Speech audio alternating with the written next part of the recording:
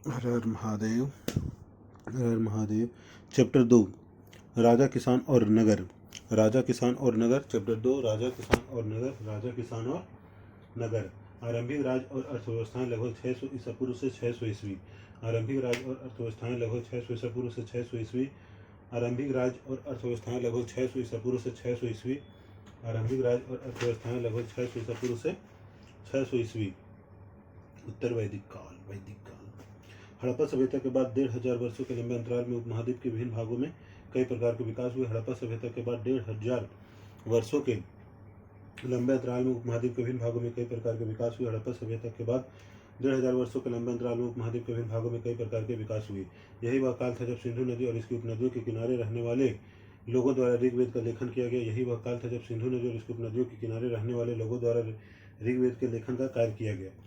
यही वह काल था जब सिंधु नदी और इसकी उपनदियों के किनारे रहने वाले लोगों द्वारा ऋग्वेद के लेखन का कार्य किया गया।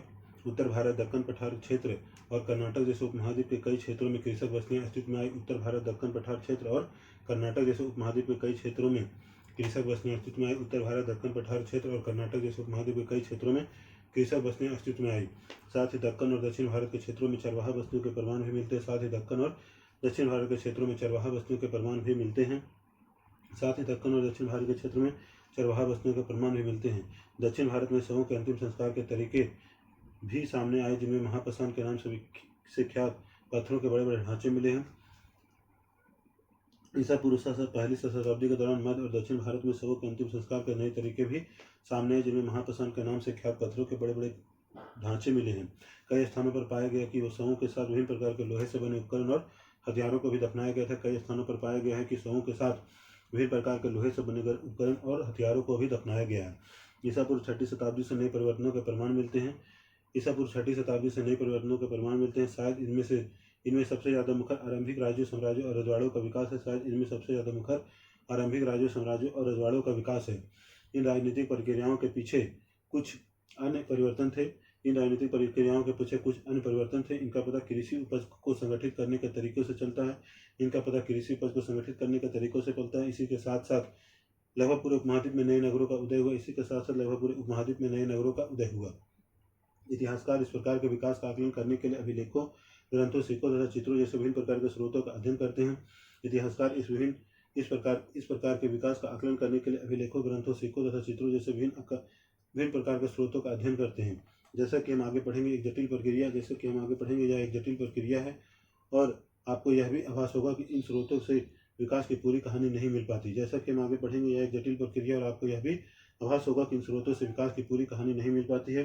चित्र 2.1 एक अभिलेख सांची मध्य प्रदेश। चित्र 2.1 एक अभिलेख सांची मध्य प्रदेश। एक अभिलेख सांची मध्य प्रदेश। एक अभिलेख सांची मध्य प्रदेश। एक अभिलेख सांची मध्य प्रदेश। एक अभिलेख सांची। एक अभिलेख सांची। एक अभिलेख सांची। एक अभिलेख सांची। एक अभिलेख सांची। एक अभिलेख सांची। एक अभिलेख सांची। एक अभिलेख सांची। एक अभिलेख सांची। प्रिंसेप और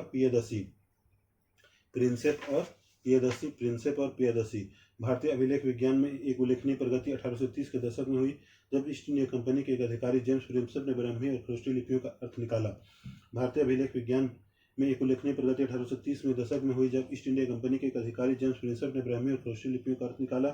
भारतीय अभिलेख विज्ञान का एक उल्लेखनीय प्रगति 1830 के दशक में हुई, जब ईस्ट इंडिया कंपनी के एक अधिकारी जेम्स प्रिंसेप ने ब्राह्मी और खरोष्टी लिपियों का अर्थ निकाला। भारतीय अभिलेख विज्ञान का एक उल्लेखनीय प्रगति 1830 के दशक में, जब ईस्ट इंडिया कंपनी के एक अधिकारी जेम्स प्रिंसेप ने ब्राह्मी और खरोष्टी लिपियों का अर्थ निकाला। इन लिपियों का उपयोग सबसे आरंभिक अभिलेखों और सिक्कों पर किया गया है। प्रिंसेप को पता चला कि अधिकांश अभिलेखों और सिक्कों पर पियदसी यानी मनोहर मुखाकृति वाले राजा का नाम लिखा है। प्रिंसेप को पता चला कि अधिकांश अभिलेखों और सिक्कों पर पियदसी यानी मनोहर मुखाकृति वाले राजा का नाम लिखा है। प्रिंसेप को पता चला कि अधिकांश अभिलेखों और सिक्कों पर पियदसी यानी मनोहर मुखाकृति वाले राजा का नाम लिखा हुआ है। कुछ अभिलेखों पर राजा का नाम अशोक भी लिखा है। कुछ अभिलेखों मस्की सन्नति पर राजा का नाम अशोक भी लिखा है। कुछ अभिलेखों पर राजा का नाम अशोक भी लिखा है। बौद्ध ग्रंथों के अनुसार अशोक सर्वाधिक प्रसिद्ध शासकों में से एक था। बौद्ध ग्रंथों के अनुसार अशोक सर्वाधिक प्रसिद्ध शासकों में से एक था। इस सोच से आरंभिक भारत के राजनीतिक इतिहास के अध्ययन को नई दिशा मिले, क्योंकि भारतीय और यूरोपीय विद्वानों ने उपमहाद्वीप पर शासन करने वाले प्रमुख राजवंशों की वंशावलियों की पुनर्रचना के लिए विभिन्न भाषाओं में लिखे अभिलेखों और ग्रंथों का उपयोग किया।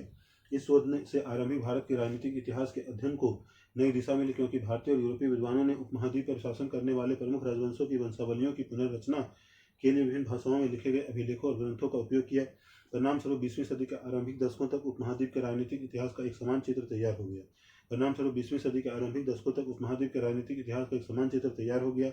उसके बाद विद्वानों ने अपना ध्यान राजनीतिक इतिहास के संदर्भ की ओर लगाया और यह छानबीन करने की कोशिश की कि क्या राजनीतिक परिवर्तनों और आर्थिक तथा सामाजिक विकासों के बीच कोई संबंध था। उसके बाद विद्वानों ने अपना ध्यान राजनीतिक इतिहास के संदर्भ की ओर लगाया और यह छानबीन करने की कोशिश की कि क्या राजनीतिक परिवर्तनों और आर्थिक तथा सामाजिक विकासों के बीच कोई संबंध था। शीघ्र यह आभास हो गया कि इनमें संबंध तो थे, लेकिन सीधे संबंध हमेशा नहीं थे।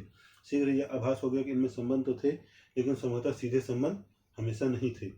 अभिलेखों का अध्ययन अभिलेखा शास्त्र कहते हैं। अभिलेखों के अध्ययन को अभिलेखा शास्त्र कहते हैं। अभिलेखों के अध्ययन को अभिलेखा शास्त्र कहते हैं। अभिलेखों के अध्ययन को अभिलेख शास्त्र कहते हैं। अभिलेखों के अध्ययन को अभिलेखा शास्त्र कहते हैं। प्रारंभिक राज्य। प्रारंभिक राज्य।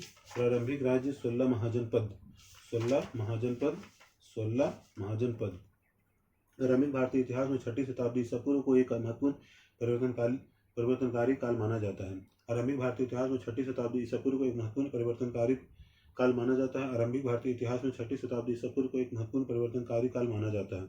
इस काल को प्राय आरंभिक राज्यों, नगरों, लोहे के बढ़ते प्रयोग और सिक्कों के विकास के साथ जोड़ा जाता है। इस काल को प्राय आरंभिक राज्यों, नगरों, लोहे के बढ़ते प्रयोग और सिक्कों के विकास के साथ जोड़ा जाता है। इस काल को प्राय आरंभिक राज्यों, नगरों, लोहे के बढ़ते प्रयोग और सिक्कों के विकास के साथ जोड़ा जाता है। इसी काल में बौद्ध तथा जैन सहित विभिन्न दार्शनिक विचारधाराओं का विकास हुआ। इसी काल में बौद्ध तथा जैन सहित विभिन्न दार्शनिक विचारधाराओं का विकास हुआ। इसी काल में बौद्ध तथा जैन सहित विभिन्न दार्शनिक विचारधाराओं का विकास हुआ। बौद्ध और जैन धर्म के आरंभिक ग्रंथों में महाजनपद नाम से 16 राज्यों का उल्लेख मिलता है। बौद्ध और जैन धर्म के आरंभिक ग्रंथों में महाजनपद नाम से 16 राज्यों का उल्लेख मिलता है। बौद्ध और जैन धर्म के आरंभिक ग्रंथों में महाजनपद नाम से 16 राज्यों का उल्लेख मिलता है। यद्यपि महाजनपदों के नाम की सूची इन ग्रंथों में एक समान नहीं है, लेकिन वज्जी, मगध, कौशल, कुरु, पंचाल, गंधार और अवंती जैसे नाम प्रायः मिलते हैं।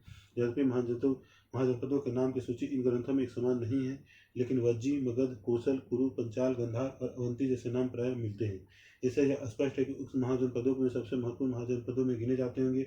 इससे यह स्पष्ट है कि उक्त महाजनपद सबसे महत्वपूर्ण महाजनपदों में गिने जाते होंगे। अधिकांश महाजनपदों पर राजा का शासन होता था, लेकिन गण और संघ नाम से प्रसिद्ध राज्यों में कई लोगों का समूह शासन करता था। इस समूह का प्रत्येक व्यक्ति राजा कहलाता था। अधिकांश महाजनपदों पर राजा का शासन होता था, लेकिन गण और संघ नाम से प्रसिद्ध राज्यों में कई लोगों का समूह शासन करता था। इस समूह का प्रत्येक व्यक्ति राजा कहलाता था। भगवान महावीर और भगवान बुद्ध इन्हीं गणों से संबंधित थे। भगवान महावीर और भगवान बुद्ध इन्हीं गणों से संबंधित थे। वज्जी संघ की ही भांति कुछ राज्यों में भूमि सहित अनेक आर्थिक स्रोतों पर राजागण सामूहिक नियंत्रण रखते थे। वज्जी संघ की ही भांति कुछ राज्यों में भूमि सहित अनेक आर्थिक स्रोतों पर राजागण सामूहिक नियंत्रण रखते थे। यद्यपि स्रोतों के अभाव में इन राज्यों के इतिहास पूरी तरह नहीं लिखे जा सकते, लेकिन ऐसे कई राज्य लगभग 1000 साल तक बने रहे। यद्यपि स्रोतों के अभाव में इन राज्यों का इतिहास पूरी तरह से नहीं लिखा जा सकते, लेकिन ऐसे कई राज्य लगभग 1000 साल तक बने रहे। प्रत्येक महाजनपद की एक राजधानी होती थी जिसे प्रायः किले से घेरा जाता था। प्रत्येक महाजनपद की एक राजधानी होती थी जिसे प्रायः किले से घेरा जाता था। किलेबंद राजधानियों के रखरखाव और प्रारंभिक सेनाओं और नौकरशाही के लिए भारी आर्थिक स्रोतों की आवश्यकता होती थी। किलेबंदी राजधानियों के रखरखाव और प्रारंभिक सेनाओं और नौकरशाही के लिए भारी आर्थिक स्रोतों की आवश्यकता होती थी।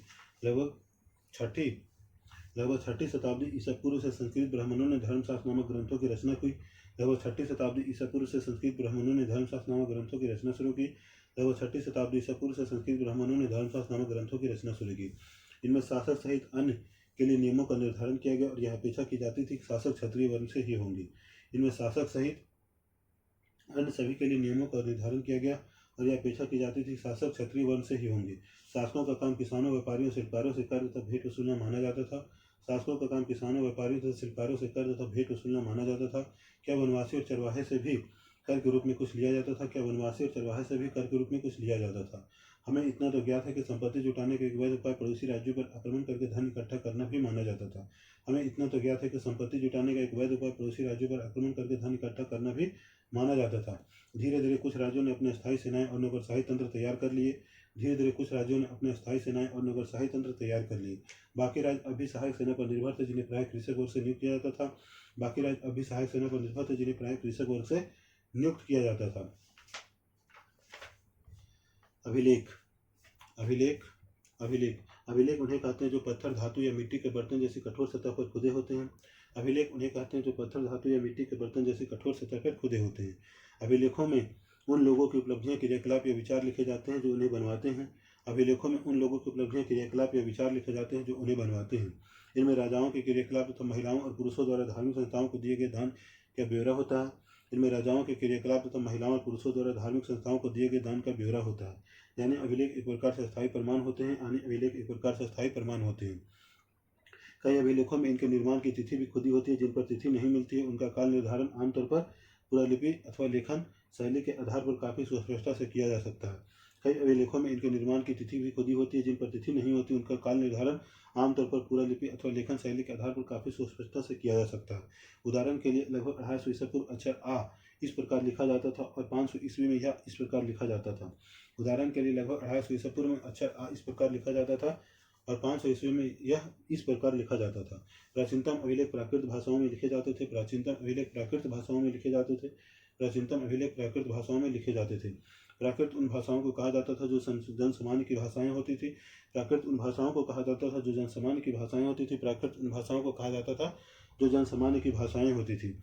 इस अध्याय में अजातशत्रु और अशोक जैसे शासकों के नाम प्राकृत भाषा में लिखे गए क्योंकि यह नाम प्राकृत अभिलेखों से प्राप्त हुए हैं। इस अध्याय में अजातशत्रु और अशोक जैसे शासकों के नाम प्राकृत भाषा में लिखे गए क्योंकि यह नाम प्राकृत अभिलेखों से प्राप्त हुए हैं। आपको यहाँ तमिल, पाली और संस्कृत जैसी भाषाओं के शब्द भी मिलेंगे क्योंकि इन भाषाओं से भी अभिलेख मिलते हैं। इन भाषाओं में भी अभिलेख मिलते हैं। यह संभव है कि लोग अन्य भाषाएं भी बोलते थे लेकिन इनका उपयोग लेखन कार्य में नहीं किया जाता था। जनपद जनपद का अर्थ ऐसा भूखंड है जहाँ कोई जन, लोक, कुल या जनजाति अपना पांव रखता है अथवा बह जाता है। जनपद का अर्थ ऐसा भूखंड है जहाँ कोई जन, लोक, कुल या जनजाति अपना पांव रखता है अथवा बह जाता है। जनपद का अर्थ ऐसा भूखंड है जहाँ कोई जन, लोग, कुल या जनजाति अपना पांव रखता है अथवा बह जाता है। इस शब्द का प्रयोग प्राकृत व संस्कृत दोनों में मिलता है। इस शब्द का प्रयोग प्राकृत व संस्कृत दोनों में मिलता है। कंबोज राजपुर अवलिपुंज पुष्प कलावती। अच्छा, मानचित्र वन आरंभिक राज्य और उनकी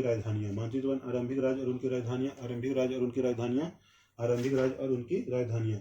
कंबोज राजपुर अवलिपुंज पुष्प कलावती। कंबोज राजपुर अवलिपुंज पुष्प कलावती। कंबोज राजपुर अवलिपुंज पुष्प कलावती। कंबोज राजपुर अवलिपुंज पुष्प कलावती। कंबोज राजपुर अवलिपुंज पुष्प कलावती। कंबोज राजपुर अवलिपुंज पुष्प कलावती। कंबोज राजपुर अवलिपुंज पुष्प कलावती। कंबोज राजपुर अवलिपुंज पुष्प कलावती। कंबोज राजपुर अवलिपुंज पुष्प कलावती। कंबोज राजपुर अवलिपुंज पुष्प कलावती। गंधार तहसीला। गंधार तहसीला। गंधार तहसीला। गंधार तहसीला। गंधार तहसीला। गंधार तहसीला। गंधार तहसीला। गंधार तहसीला। गंधार तहसीला। गंधार तहसीला। गंधार तहसीला। गंधार तक्षशिला। कुरु इंद्रप्रस्थ। कुंद्रु इंद्रप्रस्थ। कुरु इंद्रप्रस्थ। कुरु इंद्रप्रस्थ। कुरु इंद्रप्रस्थ। कुरु इंद्रप्रस्थ। कुरु इंद्रप्रस्थ। कुरु इंद्रप्रस्थ। कुरु इंद्रप्रस्थ। कुरु इंद्रप्रस्थ। कुरु इंद्रप्रस्थ। कुरु इंद्रप्रस्थ। पंचाल अहिचित्र। पंचाल अहिचित्र। पंचाल अहिचित्र। पंचाल अहिचित्र। पंचाल अहिचित्र। पंचाल अहिचित्र। पंचाल अहिचित्र। पंचाल अहिचित्र। पंचाल अहिचित्र। पंचाल अहिचित्र। कौशल श्रावस्ती। कौशल श्रावस्ती। कौशल श्रावस्ती। कौशल श्रावस्ती। कौशल श्रावस्ती। कौशल श्रावस्ती। कौशल श्रावस्ती। कौशल श्रावस्ती। कौशल श्रावस्ती। कौशल श्रावस्ती। कौशल श्रावस्ती। मल Kushinagar. Malla Kushinagar. Malla Kushinagar. Malla Kushinagar. Malla Kushinagar. Malla Kushinagar. Malla Kushinagar. Malla Kushinagar. Malla Kushinagar. Malla Kushinagar. Malla Kushinagar. Malla Kushinagar. Vajji Vriji Vaishali. Vajji oblique Vriji Vaishali. Vajji oblique Vriji Vaishali. Vajji oblique Vriji Vaishali. Vajji oblique Vriji Vaishali. Vajji oblique Vriji Vaishali. Vajji oblique Vriji Vaishali. Vajji oblique Vriji Vaishali. Vajji oblique Vriji Vaishali. Vajji oblique Vriji Vaishali. Vajji oblique Vriji Vaishali. Vajji oblique Vriji Vaishali. Magadha Rajgir. Magadha Rajgir. Magadha Rajgir. Magadha Rajgir. Magadha Rajgir. Magadha Rajgir. Magadha Rajgir. Magadha Rajgir. Magadha Rajgir. Magadha Rajgir. Magadha Rajgir. Magadha Rajgir. अंग चंपा। अंग चंपा। अंग चंपा। अंग चंपा। अंग चंपा। अंग चंपा। अंग चंपा। अंग चंपा। अंग चंपा। अंग चंपा। अंग चंपा। अंग चंपा। वंग बंगाल। वंग बंगाल। वंग बंगाल। वंग बंगाल। वंग बंगाल। वंग बंगाल। वंग बंगाल। वंग बंगाल। वंग बंगाल। वंग बंगाल। वंग बंगाल। वंग बंगाल।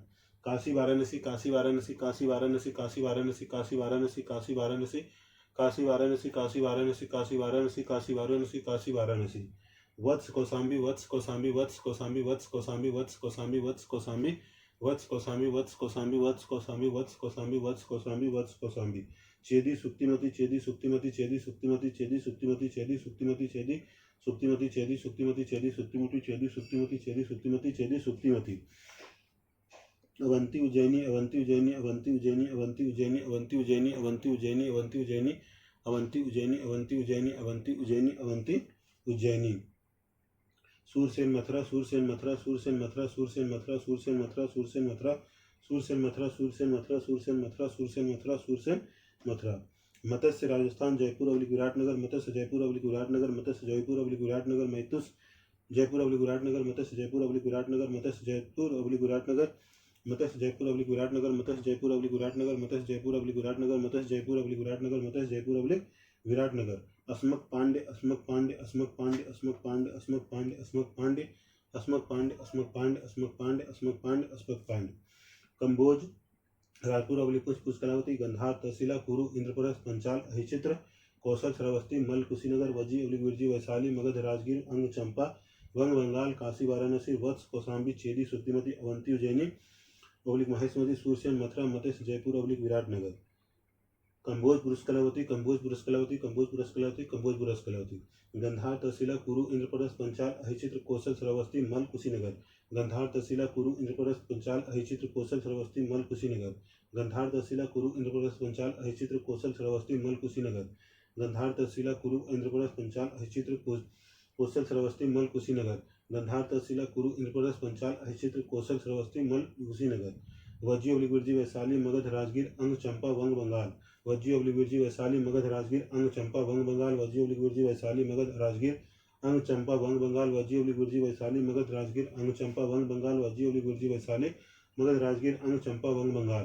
काशी वाराणसी वत्स कौशाम्बी चेदी सुक्तिमती अवंती उज्जैनी महेशमती काशी वाराणसी वत्स कौशाम्बी चेदी सुक्तिमती अवंती उज्जैनी अवलिक महास्मती काशी वाराणसी वत्स कौशाम्बी चेदी सुक्तिमती अवंती उज्जैनी अवलिक महेशमती काशी वाराणसी वत्स कौशाम्बी चेदी सुक्तिमती अवंती उज्जैनी अवलिक महेशमती काशी वाराणसी वत्स कौशाम्बी चेदी सुक्तिमती अवंती उज्जैनी अवलिक महेशमती।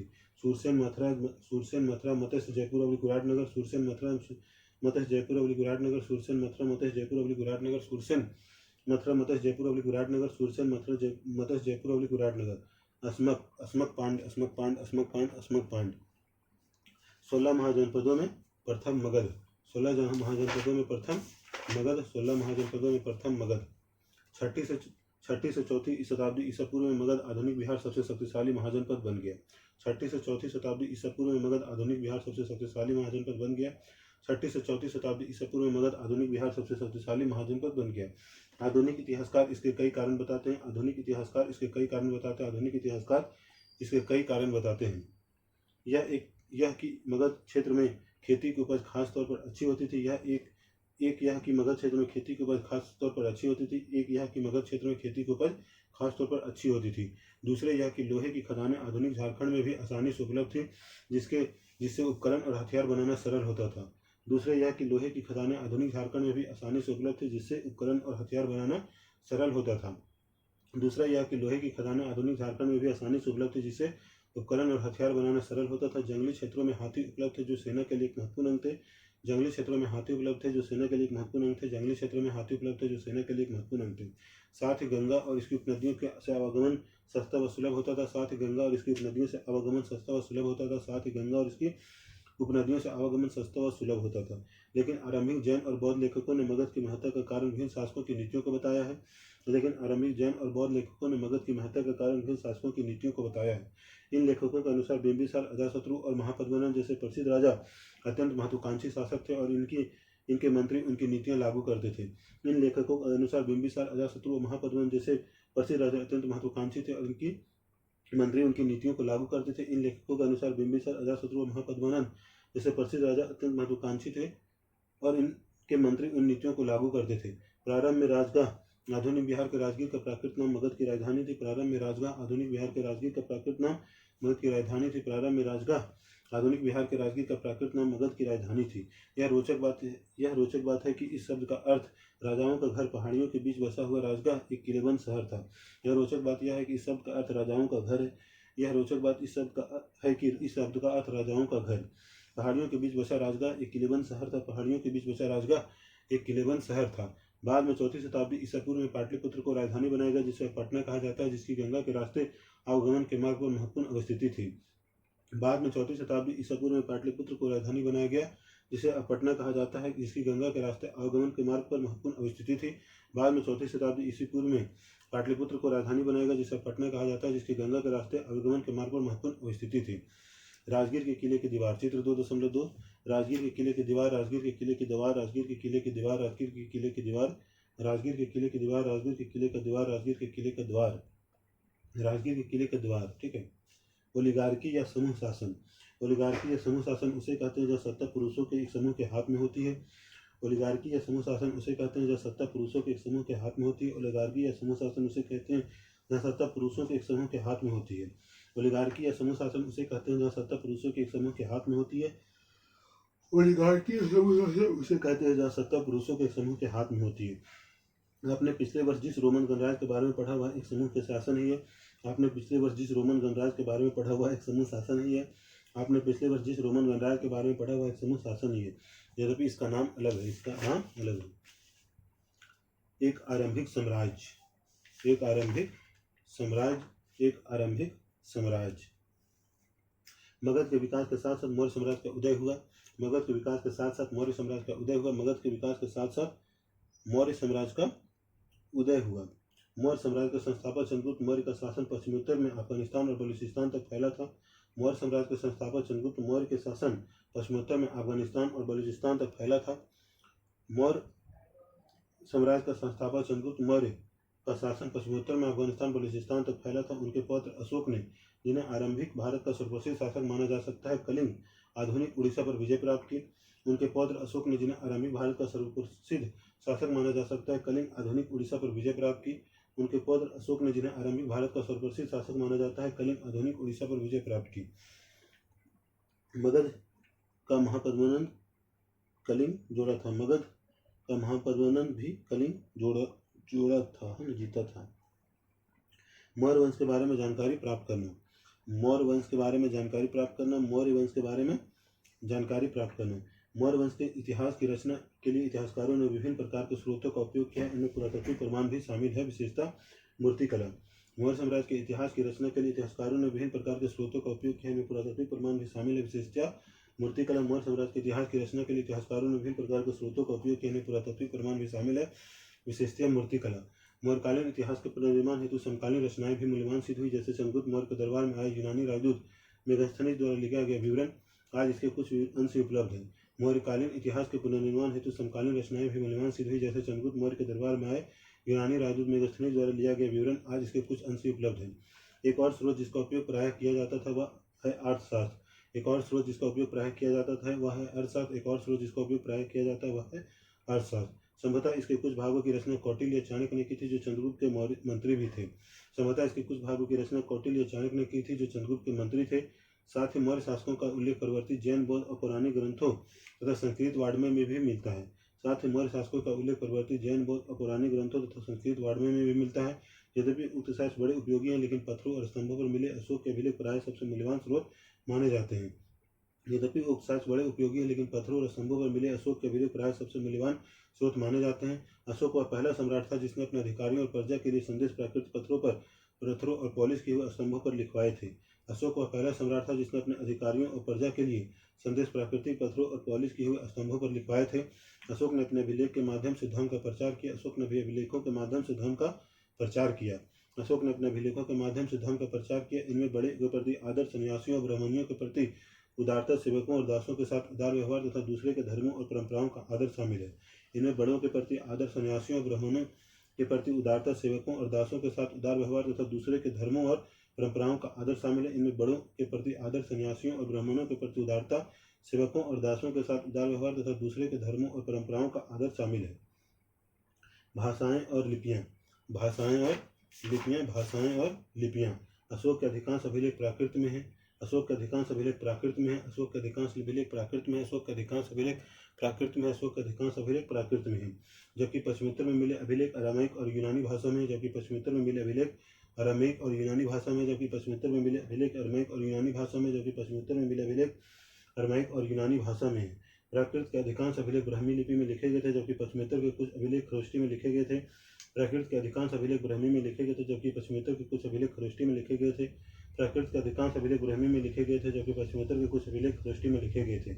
अरामैक और यूनानी लिपियों का प्रयोग अफगानिस्तान से मिले अभिलेखों में किया गया था। अरामैक और यूनानी लिपियों का प्रयोग अफगानिस्तान से मिले अभिलेखों में किया गया था। अरामैक और यूनानी लिपियों का प्रयोग अफगानिस्तान से मिले अभिलेखों में किया गया था।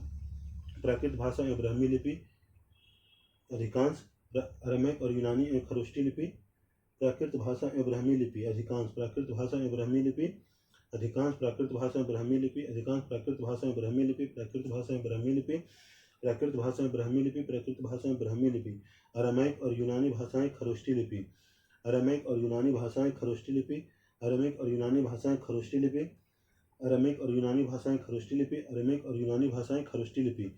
चित्र 2.3 सिंह शीर्ष सिंह शीर्ष सिंह शीर्ष सिंह शीर्ष सिंह शीर्ष सिंह शीर्ष सिंह शीर्ष सिंह शीर्ष सिंह शीर्ष सिंह शीर्ष और सिंह शीर्ष।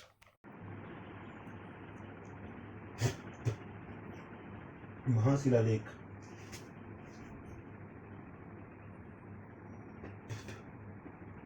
अशोक के अभिलेखों का वितरण। अशोक के अभिलेखों का वितरण।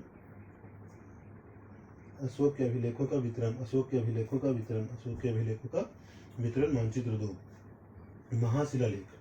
महाशिलालेख महाशिलालेख महाशिलालेख महाशिलालेख महाशिलालेख। Kandahar oblique Kandahar Kandahar oblique Kandahar Kandahar oblique Kandahar Kandahar Kandahar Kandahar Kandahar Kandahar Kandahar Kandahar Kandahar.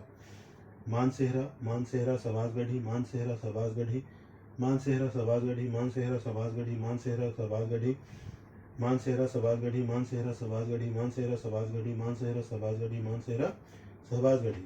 कलसी कलसी कलसी कलसी कलसी कलसी कलसी कलसी कलसी कलसी कलसी। शिशुपालगढ़ जौगढ़ शिशुपालगढ़ जौगढ़ शिशुपालगढ़ जौगढ़ शिशुपालगढ़ जौगढ़ शिशुपालगढ़ जौगढ़ शिशुपालगढ़ जौगढ़ शिशुपालगढ़ जौगढ़ शिशुपालगढ़ जौगढ़ शिशुपालगढ़ जौगढ़ शिशुपालगढ़ जौगढ़ शिशुपालगढ़ जौगढ़ शिशुपालगढ़ जौगढ़। गिरनार गिरनार गिरनार गिरनार गिरनार गिरनार गिरनार गिरनार गिरनार गिरनार गिरनार। सुपारा सुपारा सुपारा सुपारा सुपारा सुपारा सुपारा सुपारा। सन्नति सन्नति सन्नति सन्नति सन्नति सन्नति सन्नति सन्नति सन्नति सन्नति सन्नति। महाशिलालेख कंधार मानसेहरा सवासगढ़ी कलसी शिशुपालगढ़ जौगढ़ गिरनार सुपारा सन्नति। महाशिलालेख कंधार मनसेहरा सवासगढ़ी कलसी शिशुपालगढ़ जौगढ़ गिरनार सुपारा सन्नति। महाशिलालेख कंधार मनसेहरा सवासगढ़ी कलसी शिशुपालगढ़ जौगढ़ गिरनार सुपारा सन्नति। महाशिलालेख कंधार मानसेहरा सवासगढ़ी कलसी शिशुपालगढ़ जौगढ़ गिरनार सुपारा सन्नति। महाशिलालेख कंधार मानसेहरा सवासगढ़ी कलसी शिशुपालगढ़ जौगढ़ गिरनार सुपारा सन्नति। महाशिलालेख कंधार मानसेहरा सवासगढ़ी कलसी शिशुपालगढ़ जौगढ़ गिरनार सुपारा सन्नति। महाशिलालेख कंधार मानसेहरा सवासगढ़ी कलसी शिशुपालगढ़ जौगढ़ गिरनार सुपारा सन्नति। महाशिलालेख कंधार मानसेहरा सवासगढ़ी कलसी शिशुपालगढ़ जौगढ़ गिरनार सुपारा सन्नति। महाशिलालेख कंधार मानसेहरा सवासगढ़ी कलसी शिशुपालगढ़ जौगढ़ गिरनार सुपारा सन्नति।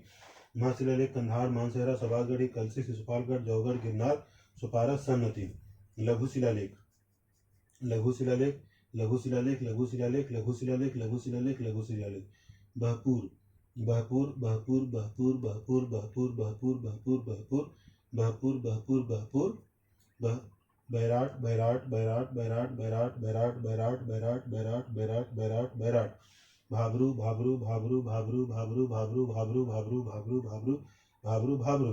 बहपुर बैराट भाबरू बहपुर बैराट भाबरू बहपुर बैराट भाबरू बहपुर बैराट भाबरू बहपुर बैराट भाबरू बहपुर बैराट भाबरू बहपुर बैराट भाबरू बहपुर बैराट भाबरू बहपुर बैराट भाबरू बहपुर बैराट भाबरू बहपुर बहपुर बैराट भाबरू। उदगोलम उदगोलम उदगोलाम उदगोलाम उदय गुलाम उदय गुलाम उदय गुलाम उदय गुलाम उदय गुलाम उदय गुलाम उदय गुलाम उदय गुलाम उदय गुलाम उदय गुलाम उदय गुलाम। राज राजुल मडगिरी राजुल मडगिरी राजुल मडगिरी राजुल मडगिरी राजुल मडगिरी राजुल मडगिरी राजुल मडगिरी राजुल मडगिरी राजुल मडगिरी राजुल मडगिरी राजुल मडगिरी राजुल मडगिरी। नितूर नितूर नितूर नितूर नितूर नितूर नितूर नितूर नितूर नितूर नितूर ब्रह्मगिरी ब्रह्मगिरी ब्रह्मगिरी ब्रह्मगिरी ब्रह्मगिरी ब्रह्मगिरी ब्रह्मगिरी ब्रह्मगिरी ब्रह्मगिरी ब्रह्मगिरी ब्रह्मगिरी उदय गुलाम राजुल राजुल मडगिरी नितूर ब्रह्मगिरी उदय गुलाम राजुल मडगिरी नितूर ब्रह्मगिरी उदय गुलाम राजुल मडगिरी नितूर ब्रह्मगिरी उदय गुलाम राजुल मडगिरी नितूर ब्रह्मगिरी उदय गुलाम राजुल मडगिरी नितूर ब्रह्मगिरी उदय गुलाम राजुल मडगिरी नितूर ब्रह्मगिरी उदय गुलाम राजुल मडगिरी नितूर ब्रह्मगिरी उदय गुलाम राजुल मडगिरी नितूर ब्रह्मगिरी उदय गुलाम राजुल मडगिरी नितूर ब्रह्मगिरी उदय गुलाम राजुल मडगिरी नितूर ब्रह्मगिरी उदय गुलाम राजुल मडगिरी नितूर ब्रह्मगिरी उदय गुलाम राजुल मडगिरी नितूर ब्रह्मगिरी उदय गुलाम राजुल मडगिरी नितूर ब्रह्मगिरी उदय गुलाम राजुल मडगिरी नितूर ब्रह्मगिरी उदय गुलाम राजुल मडगिरी नितूर ब्रह्मगिरी उदय गुलाम राजुल मडगिरी नितूर ब्रह्मगिरी उदय गुलाम राजुल मडगिरी नितूर ब्रह्मगिरी उदय गुलाम राजुल मडगिरी नितूर ब्रह्मगिरी मस्की मस्की मस्की मस्की मस्की मस्की मस्की मस्की मस्की मस्की मस्की मस्की गावीमठ गावीमठ गावीमठ गावीमठ गावीमठ गावीमठ गावीमठ गावीमठ गावीमठ गावीमठ गावीमठ गावीमठ गावीमठ गावीमठ गावीमठ गावीमठ गावीमठ पल पालकी गुंडू पालकी गुंडू पालकी गुंडू पालकी गुंडू पालकी गुंडू पालकी गुंडू पालकी गुंडू पालकी गुंडू पालकी गुंडू पालकी गुंडू पालकी गुंडू पालकी गुंडू जतिन रामेश्वर जतिन रामेश्वर जतिन रामेश्वर जतिन रामेश्वर जतिन रामेश्वर जतिन रामेश्वर जतिन रामेश्वर जतिन रामेश्वर जतिन रामेश्वर जतिन रामेश्वर जतिन रामेश्वर जतिन रामेश्वर जतिन रामेश्वर सिद्धपुर सिद्धपुर सिद्धपुर सिद्धपुर सिद्धपुर सिद्धपुर सिद्धपुर सिद्धपुर सिद्धपुर सिद्धपुर सिद्धपुर सिद्धपुर मस्की गावीमठ पलकी गुंडू जतिन रामेश्वर सिद्धपुर मस्की गावीमठ पालकी गुंडू जतिन रामेश्वर सिद्धपुर मस्की गावीमठ पालकी गुंडू जतिन रामेश्वर सिद्धपुर मस्की गावीमठ पालकी गुंडू जतिन रामेश्वर सिद्धपुर मस्की गावीमठ पालकी गुंडू जतिन रामेश्वर सिद्धपुर मस्की गावीमठ पालकी गुंडू जतिन रामेश्वर सिद्धपुर मस्की गावीमठ पालकी गुंडू जतिन रामेश्वर सिद्धपुर मस्की गावीमठ पालकी गुंडू जतिन रामेश्वर सिद्धपुर मस्की गावीमठ पालकी गुंडू जतिन रामेश्वर सिद्धपुर मस्की गावीमठ पालकी गुंडू जतिन रामेश्वर सिद्धपुर मस्की गावीमठ पालकी गुंडू जतिन रामेश्वर सिद्धपुर मस्की गावीमठ पालकी गुंडू जतिन रामेश्वर सिद्धपुर लघु शिलालेख बहपुर बैराट भाबरू बहपुर बैराट भाबरू बहपुर बैराट भाबरू बहपुर बैराट भाबरू बहरुदपुर बैराट भाबरू उदय गुलाम राजू राजुल मडगिरी नितूर ब्रह्मगिरी उदय गुलाम राजुल मडगिरी नितूर ब्रह्मगिरी उदय गुलाम राजुल मडगिरी नितूर ब्रह्मगिरी उदय गुलाम राजुल मडगिरी नितूर ब्रह्मगिरी उदय गुलाम राजुल मडगिरी नितूर ब्रह्मगिरी मस्की गावीमठ पालकी गुंडू जतिन रामेश्वर सिद्धपुर मस्की गावीमठ पालकी गुंडू जतिन रामेश्वर सिद्धपुर मस्की गावीमठ पालकी गुंडू जतिन रामेश्वर सिद्धपुर मस्की गावीमठ पालकी गुंडू जतिन रामेश्वर सिद्धपुर मस्की गावीमठ पालकी गुंडू जतिन रामेश्वर सिद्धपुर स्तंभ शिलालेख स्तंभ शिलालेख स्तंभ शिलालेख स्तंभ शिलालेख टोपरा मेरठ टोपरा मेरठ टोपरा मेरठ टोपरा मेरठ टोपरा मेरठ टोपरा मेरठ टोपरा मेरठ टोपरा मेरठ टोपरा मेरठ टोपरा मेरठ टोपरा मेरठ टोपरा मेरठ टोपरा मेरठ टोपरा मेरठ टोपरा मेरठ निगाली सागर निगाली सागर निगाली सागर निगाली सागर निगाली सागर निगाली सागर निगाली सागर निगाली सागर निगाली सागर निगाली सागर निगाली सागर निगाली सागर निगाली सागर निगाली सागर निगाली सागर निगाली सागर निगाली सागर रुमन देवी रुमन देवी रुमिन देवी रुमन देवी रुमन देवी रुमिन देवी रुमिन देवी रुमिन देवी रुमिन देवी रुमिन देवी रुमन देवी रुमिन देवी रुमिन देवी रुमिन देवी रुमिन देवी रुमिन देवी रुमिन देवी रुमिन देवी रामपुरवा रामपुरवा रामपुरवा रामपुरवा रामपुरवा रामपुरवा रामपुरवा रामपुरवा रामपुरवा रामपुरवा रामपुरवा लौरिया नंदनगढ़ लौरिया नंदनगढ़ लौरिया नंदनगढ़ लौरिया नंदनगढ़ लौरिया नंदनगढ़ लौरिया नंदनगढ़ लौरिया नंदनगढ़ लौरिया नंदनगढ़ लौरिया नंदनगढ़ लौरिया नंदनगढ़ लौरिया नंदनगढ़ लौरिया नंदनगढ़ लौरिया अरेराज लौरिया अरेराज लौरिया अरेराज लौरिया अरेराज लौरिया अरेराज लौरिया अरेराज लौरिया अरेराज लौरिया अरेराज लौरिया अरेराज लौरिया अरेराज लौरिया अरेराज लौरिया अरेराज लौरिया अरेराज लौरिया अरेराज लौरिया अरेराज लौरिया अरेराज निगाली सागर रुमिन देवी रामपुरवा लौरिया नंदनगढ़ लौरिया अरेराज निगाली सागर रुमिन देवी रामपुरवा लौरिया नंदनगढ़ लौरिया अरेराज निगाली सागर रुमन देवी रामपुरवा लौरिया नंदनगढ़ लौरिया अरेराज निगाली सागर रुमिन देवी रामपुरवा लौरिया नंदनगढ़ लौरिया अरेराज निगाली सागर रुमन देवी रामपुरवा लौरिया नंदनगढ़ लौरिया अरेराज निगाली सागर रुमन देवी रामपुरवा लौरिया नंदनगढ़ लौरिया अरेराज निगाली सागर रुमन देवी रामपुरवा लौरिया नंदनगढ़ लौरिया अरेराज निगाली सागर रुमन देवी रामपुरवा लौरिया नंदनगढ़ लौरिया अरेराज निगाली सागर रुमन देवी रामपुरवा लौरिया नंदनगढ़ लौरिया अरेराज निगाली सागर रुमन देवी रामपुरवा लौरिया नंदनगढ़ लौरिया अरेराज निगाली सागर रामपुरवा लौरिया नंदनगढ़ लौरिया अरेराज गुज्जर गुज्जर गुज्जर गुज्जर गुज्जर गुज्जर गुज्जर गुज्जर गुज्जर गुज्जर गुज्जर गुज्जर गुज्जर कोसाम्बी कोसाम्बी कोसाम्बी कोसाम्बी कोसाम्बी कोसाम्बी कोसाम्बी कोसाम्बी कोसाम्बी कोसाम्बी कोसाम्बी सारनाथ सारनाथ सारनाथ सारनाथ सारनाथ सारनाथ सारनाथ सारनाथ सारनाथ सारनाथ सारनाथ अहरोरा अहरोरा अहरोरा अहरोरा अहरोरा अहरोरा अहरोरा अहरोरा अहरोरा अहरोरा अहरोरा अहरोरा अहरोरा सासाराम सासाराम सासाराम सासाराम सासाराम सासाराम सासाराम सासाराम सासाराम सासाराम सासाराम सासाराम सांची सांची सांची सांची सांची सांची सांची सांची सांची गुज्जर कोसांबी सहरनाथ अहरोरा सासाराम गुज्जर कोसांबी सारनाथ अहरोरा सासाराम गुज्जर कोसांबी सारनाथ अहरोरा सासाराम गुज्जर कोसांबी सारनाथ अहरोरा सासाराम गुज्जर कोसांबी सारनाथ अहरोरा सासाराम गुज्जर कोसांबी सारनाथ अहरोरा सासाराम गुज्जर कोसांबी सारनाथ अहरोरा सासाराम गुज्जर कोसांबी सारनाथ अहरोरा सासाराम गुज्जर कोसांबी सारनाथ अहरोरा सासाराम गुज्जर कोसांबी सारनाथ अहरोरा सासाराम गुज्जर कोसांबी सारनाथ अहरोरा सासाराम सहगोरा कंगनहली सोहगोरा कंगनहली सोहगोरा कंगनहली सोहगोरा कंगनहली सोहगोरा कंगनहली सोहगोरा कंगनहली सोहगोरा कंगनहली सोहगोरा कंगनहली सोहगोरा कंगनहली सोहगोरा कंगनहली सोहगोरा कंगनहली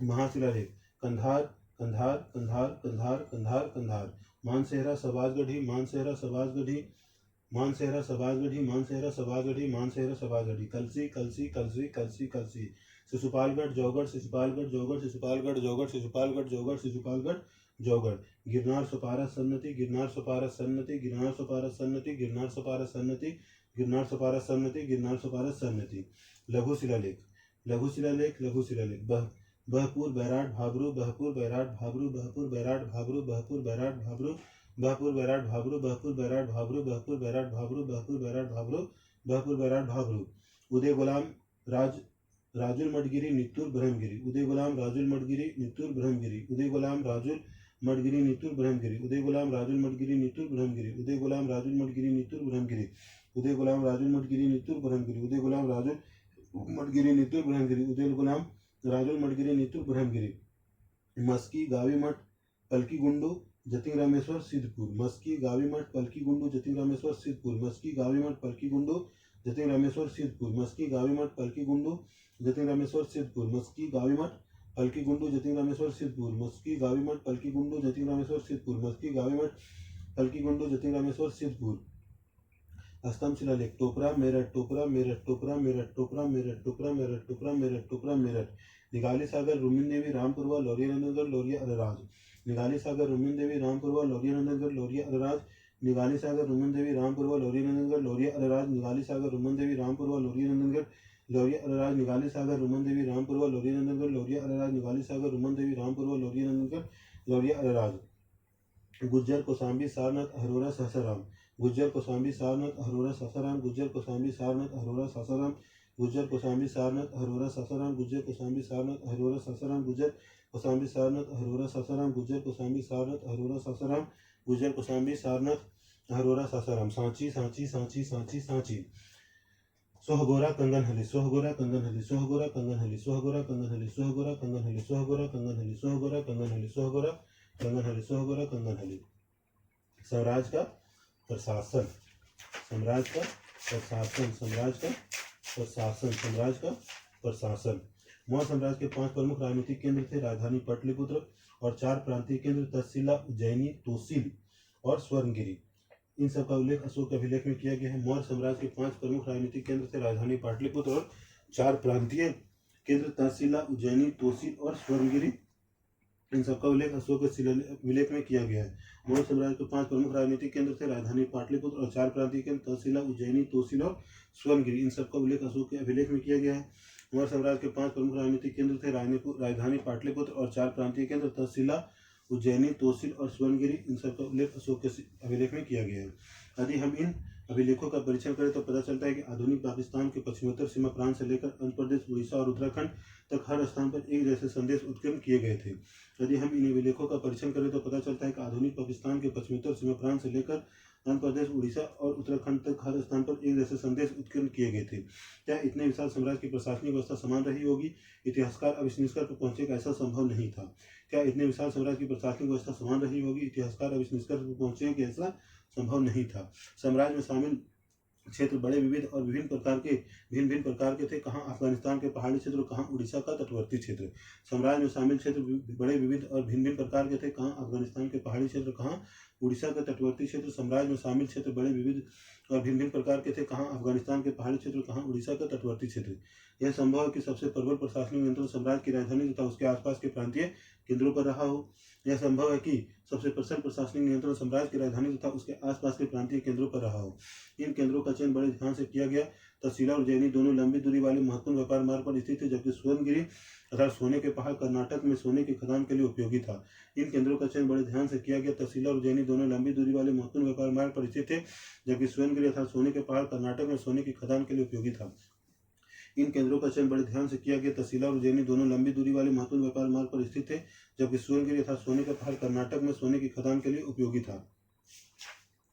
साम्राज्य के संचालन के लिए भूमि और नदियां दोनों मार्गों से आवागमन बना रहना अत्यंत आवश्यक था। साम्राज्य के संचालन के लिए भूमि और नदियां दोनों मार्गों से आवागमन बना रहना अत्यंत आवश्यक था। साम्राज्य के संचालन के लिए भूमि और नदियां दोनों मार्गों से आवागमन बना रहना अत्यंत आवश्यक था। राजधानी से प्रांतों तक जाने में कई सप्ताह या महीनों का समय लगता होगा। राजधानी से प्रांतों तक जाने में कई सप्ताह या महीनों का समय लगता होगा। इसका अर्थ यह है कि यात्रियों के लिए खान पान की व्यवस्था और उनकी सुरक्षा भी करनी पड़ती होगी। यह स्पष्ट प्रतीत होता है कि सेना सुरक्षा का एक प्रमुख माध्यम रहेगी। इसका अर्थ यह है कि यात्रियों की खान पान की व्यवस्था और उनकी सुरक्षा भी करनी पड़ती होगी। यह स्पष्ट प्रतीत होता है कि सेना सुरक्षा का प्रमुख माध्यम रही होगी। मेगास्थनीज ने सैनिक गतिविधियों के संचालन के लिए एक समिति और 6 उप समितियों का उल्लेख किया है। मेगास्थनीज ने सैनिक गतिविधियों के संचालन के लिए एक समिति और 6 उप समितियों का उल्लेख किया है। इनमें से एक का काम नौसेना का संचालन करना था, दूसरी यातायात और खान पान का संचालन करती थी, तीसरी का काम पैदल सैनिकों का संचालन, चौथी का अश्वरोहियों, पांचवी का रथरोहियों तथा छठी का काम हाथियों का संचालन करना था। इनमें से एक का काम नौसेना का संचालन करना था, दूसरी यातायात और खान पान की संचालन करती थी, तीसरी का काम पैदल सैनिकों का संचालन, चौथी का अश्वरोहियों, पांचवी का रथरोहियों तथा छठी का काम हाथियों का संचालन करना था। इनमें से एक का काम नौसेना का संचालन करना था, दूसरी यातायात और खान पान का संचालन करती थी, तीसरी का काम पैदल सैनिकों का संचालन था और चौथी का अश्वरोहियों और पांचवी की रथरोहियों तथा छठी का काम हाथियों का संचालन करना था। दूसरी समिति का दायित्व विभिन्न प्रकार का था। उपकरणों को ढोने के लिए बैलगाड़ियों की व्यवस्था, सैनिकों के लिए भोजन और जानवरों के लिए चारे की व्यवस्था करना तथा सैनिकों की देखभाल के लिए सेवकों और शिल्पकारों की नियुक्ति करना। दूसरी उप समितियों का दायित्व विभिन्न प्रकार का था। उपकरणों को ढोने के लिए बैलगाड़ियों की व्यवस्था, सैनिकों के लिए भोजन और जानवरों के लिए चारे की व्यवस्था करना तथा सैनिकों की देखभाल के लिए सेवकों और शिल्पकारों की नियुक्ति करना। अशोक ने अपने साम्राज्य को अखंड बनाए रखने का प्रयास किया, ऐसा उन्होंने धर्म के प्रचार के द्वारा भी किया। अशोक ने अपने साम्राज्य को अखंड बनाने का प्रयास किया, ऐसा उन्होंने धर्म के प्रचार द्वारा भी किया।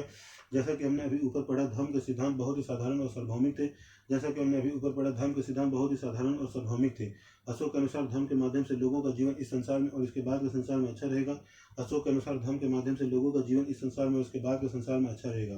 धर्म के प्रचार के लिए धर्म महामाद नाम से विशेष अधिकारियों की नियुक्ति की गई। धर्म के प्रचार के लिए धर्म महामाद नाम से विशेष अधिकारियों की नियुक्ति की गई। धर्म के प्रचार के लिए धर्म महामाद नाम से विशेष अधिकारियों की नियुक्ति की गई। सम्राट के अधिकारी क्या क्या कार्य करते थे? सम्राट के अधिकारी क्या क्या कार्य करते थे? मेगास्थनीज के वितरण का एक अंश यहाँ दिया गया है। मेगास्थनीज के वितरण का एक अंश दिया गया है। सम्राट के महान अधिकारियों में से कुछ नदियों की देखरेख और भूमि का मापन का काम करते हैं, जैसा कि मिस्र में होता था।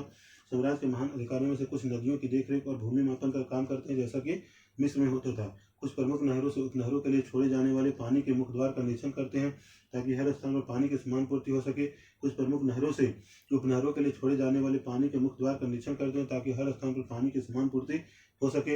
यही अधिकारी शिकारियों का संचालन करते हैं और शिकारियों के कृत्यों के आधार पर उन्हें इनाम या दंड देते हैं। यही अधिकारी शिकारियों का संचालन करते हैं और शिकारियों के कृत्यों के आधार पर उन्हें इनाम या दंड देते हैं। वे कर वसूली करते हैं और भूमि से जुड़े सभी व्यवसायों का निरीक्षण करते हैं। साथ ही लकड़हारों, बढ़ई, कुल्हारों और खननकर्ताओं का भी निरीक्षण करते हैं। साथ ही लकड़हारों, बढ़ई, लोहारों और खननकर्ताओं का भी निरीक्षण करते हैं। मौर्य साम्राज्य कितना महत्वपूर्ण था? मौर्य साम्राज्य कितना महत्वपूर्ण था? 19वीं सदी में जब इतिहासकारों ने भारत के आरंभिक इतिहास की रचना शुरू की, तो मौर्य साम्राज्य को इतिहास का एक प्रमुख काल माना गया। 19वीं सदी में जब इतिहासकारों ने भारत के आरंभिक इतिहास की रचना करनी शुरू की, तो मौर्य साम्राज्य को इतिहास का एक प्रमुख काल माना गया। इस समय भारत ब्रिटिश साम्राज्य के अधीन एक औपनिवेशिक देश था। 19वीं और आरंभिक 20वीं सदी के भारतीय इतिहासकारों को प्राचीन भारत में एक ऐसे साम्राज्य की संभावना बहुत चुनौतीपूर्ण तथा उत्साहवर्धक लगी। 19वीं और आरंभिक 20वीं सदी के भारतीय इतिहासकारों को प्राचीन भारत में एक ऐसे साम्राज्य की संभावना बहुत चुनौतीपूर्ण तथा उत्साहवर्धक लगी। साथ ही प्रस्तर मूर्तियों सहित मौर्यकालीन सभी पुरातत्व एक अद्भुत कला के प्रमाण थे, जो साम्राज्य की पहचान माने जाते हैं। सभी पुरातत्व एक अद्भुत कला के प्रमाण थे जो साम्राज्य की पहचान माने जाते हैं। इतिहासकारों को लगा कि अभिलेख पर लिखे संदेश अन्य शासकों के अभिलेखों से भिन्न है। इतिहासकारों को लगा कि अभिलेखों पर लिखे संदेश अन्य शासकों के अभिलेखों से भिन्न है। इसमें उन्हें यह लगा कि अन्य राजाओं की अपेक्षा अशोक एक बहुत शक्तिशाली और प्रसन्नमी शासक थे। इसमें उन्हें लगा कि अन्य राजाओं की अपेक्षा अशोक एक बहुत शक्तिशाली और प्रसन्नमी शासक थे। साथ ही विवाद के उन राजाओं की अपेक्षा विनीत भी थे जो अपने नाम के साथ बड़ी बड़ी उपाधियां जोड़ते थे। जोड़ते थे। इसलिए इसमें कोई आश्चर्यजनक बात नहीं कि 20वीं सदी के राष्ट्रवादी नेताओं ने भी अशोक की प्रेरणा को स्रोत माना।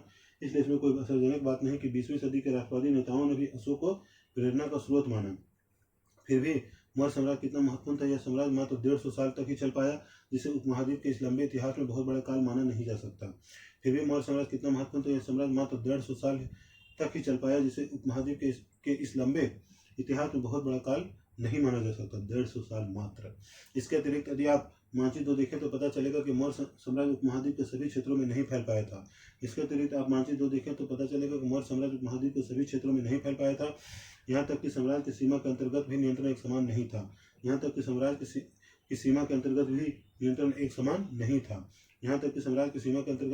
समान नहीं था। दूसरी शताब्दी ईसा पूर्व आते आते उपमहाद्वीप के कई भागों में नए नए शासक और रजवाड़े स्थापित होने लगे।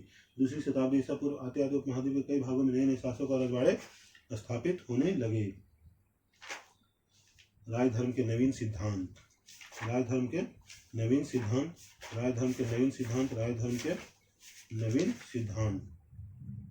उपमहाद्वीप के दक्कन और उससे दक्षिण के क्षेत्र में स्थित तमिलकम अर्थात तमिलनाडु और एवं आंध्र प्रदेश और केरल के कुछ हिस्से में चोल, चेर और पांड्य जैसी सरदारियों का उदय हुआ। उपमहाद्वीप के दक्कन और उससे दक्षिण के क्षेत्र में स्थित तमिलकम अर्थात तमिलनाडु एवं आंध्र प्रदेश और केरल के कुछ हिस्से में चोल और चेर और पांड्य जैसी सरदारियों का उदय हुआ। उपमहाद्वीप के दक्कन और उससे दक्षिण के क्षेत्र में स्थित तमिलकम अर्थात तमिलनाडु एवं आंध्र प्रदेश और केरल के कुछ हिस्से में चोल, चेर और पांड्य जैसी सरदारियों का उदय हुआ। ये राज्य बहुत ही समृद्ध और अस्थायी सिद्ध हुए।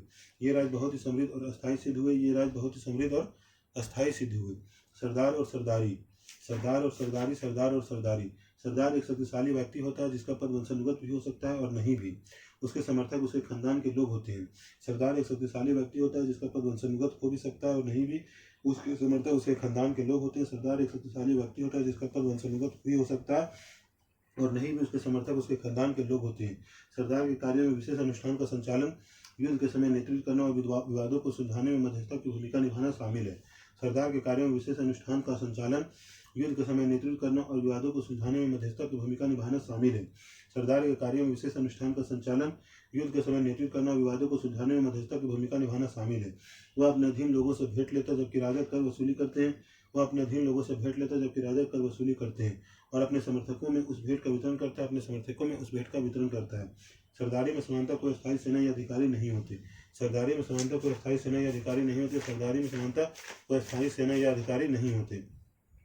हमें इन राज्यों के बारे में विभिन्न प्रकार के स्रोतों से जानकारी मिलती है।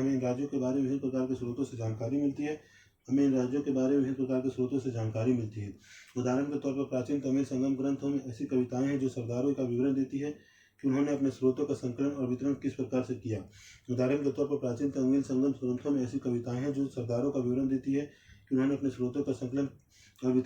से किया। कई सरदार और राजा लंबी दूरी के व्यापार द्वारा राजस्व जुटाते थे। कई सरदार और राजा लंबी दूरी के व्यापार द्वारा राजस्व जुटाते थे। इनमें मध्य और पश्चिम भारत के क्षेत्रों में शासन करने वाले सातवाहन और उपमहाद्वीप के पश्चिमोत्तर में और पश्चिम में शासन करने वाले मध्य ईसाई मूल के शक शासक शामिल थे। इनमें मध्य और पश्चिम भारत के क्षेत्रों में शासन करने वाले सातवाहन लगभग 2वीं शताब्दी ईसा पूर्व से 2वीं शताब्दी ईस्वी तक और उपमहाद्वीप के पश्चिमोत्तर और पश्चिम में शासन करने वाले मध्य ईसाई मूल के शक शासक शामिल थे। इनमें मध्य और पश्चिम भारत के क्षेत्रों में शासन करने वाले सातवाहन लगभग 2वीं शताब्दी ईसा पूर्व से 2वीं शताब्दी ईस्वी तक और उपमहाद्वीप के पश्चिमोत्तर और पश्चिम में शासन करने वाले मध्य ईसाई मूल के शासक शामिल थे। उनके सामाजिक उद्गम के बारे में अधिक जानकारी तो नहीं है, लेकिन जैसा कि हम सातवाहन शासकों के बारे में अध्याय 3 में पढ़ेंगे, एक बार सत्ता में आने के बाद उन्होंने ऊंचे सामाजिक अस्तित्व का दावा कई प्रकार से किया। उनके सामाजिक उद्गम के बारे में तो जानकारी नहीं है, लेकिन जैसा कि हम सातवाहन शासकों के बारे में अध्याय 3 में पढ़ेंगे, एक बार सत्ता में आने के बाद उन्होंने ऊंचे सामाजिक अस्तित्व का दावा कई प्रकार से किया। सेना के लिए हाथी पकड़ना। अर्थशास्त्र में सैनिक और प्रशासनिक संगठन के बारे में विस्तृत विवरण मिलते हैं। अर्थशास्त्र में सैनिक और प्रशासनिक संगठन के बारे में विस्तृत चीजें मिलते हैं। मिसाल के तौर पर हाथी पकड़ने के उपाय के बारे में उसमें यह लिखा है। हाथी वनों के संरक्षक हाथियों को पालने वाले लोगों, हाथी के पैरों में जंजीर बांधने वाले लोगों, सीमा रक्षकों, वनवासियों और महावतों के साथ मिलकर 5 से 7 हाथियों की मदद से जंगली हाथियों द्वारा गिराए गए मलमूत्र को पहचानते उन्हें पकड़ने का काम करते थे। हाथी वनों के संरक्षक हाथियों को पालने वाले लोगों, हाथी के पैरों में जंजीर बांधने वाले लोगों, सीमा रक्षकों, वनवासियों और महावतों के साथ मिलकर 5 से 7 हाथियों की मदद से जंगली हाथियों द्वारा गिराए गए मलमूत्र को पहचानते उन्हें पकड़ने का काम करते थे। यूनानी स्रोतों के अनुसार मौर्य सम्राट के पास 6 लाख पैदल सैनिक, 30,000 घुड़सवार तथा 9,000 हाथी थे। कुछ इतिहासकार इस विवरण को अतिशयोक्तिपूर्ण मानते हैं। यूनानी स्रोतों के अनुसार मौर्य सम्राट के पास 6 लाख पैदल सैनिक, 30,000 घुड़सवार तथा 9,000 हाथी थे। कुछ इतिहासकार इस विवरण को अतिशयोक्तिपूर्ण मानते हैं। दैविक राजा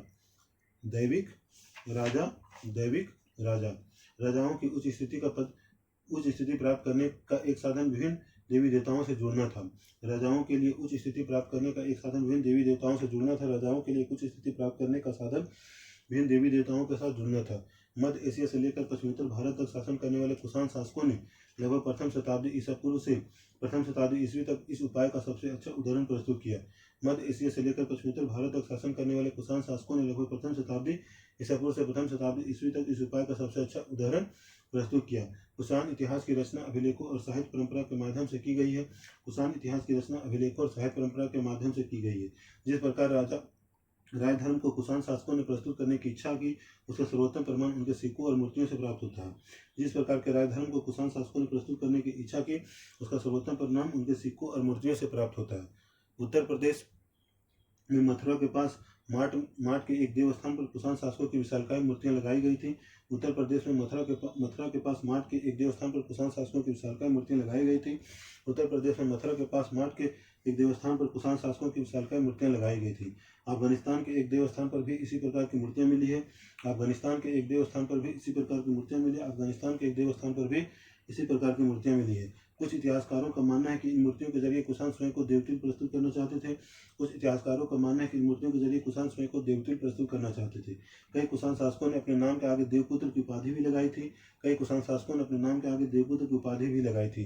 संभवतः वे उन चीनी शासकों से प्रेरित हुए होंगे जो स्वयं को स्वर्गपुत्र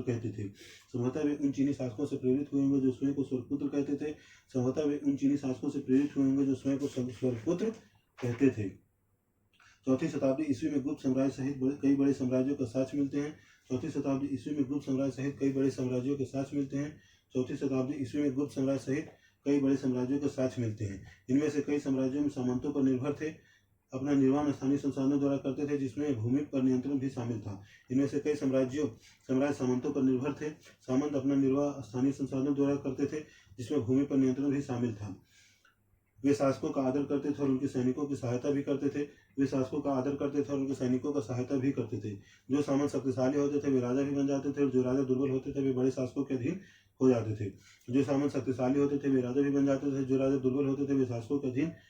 थे। गुप्त शासकों का इतिहास साहित्य और सिक्के और अभिलेखों की सहायता से लिखा गया है। गुप्त शासकों का इतिहास साहित्य, सिक्कों और अभिलेखों की सहायता से लिखा गया है। साथ ही कवियों द्वारा अपने राजा या स्वामी की प्रशंसा में लिखी प्रशस्तियां भी उपयोगी रही है। यद्यपि इतिहासकार इन रचनाओं के आधार पर ऐतिहासिक तथ्य निकालने का प्रायः प्रयास करते हैं, लेकिन उनके रचयिता तथ्यात्मक विवरण की अपेक्षा उन्हें काव्यात्मक ग्रंथ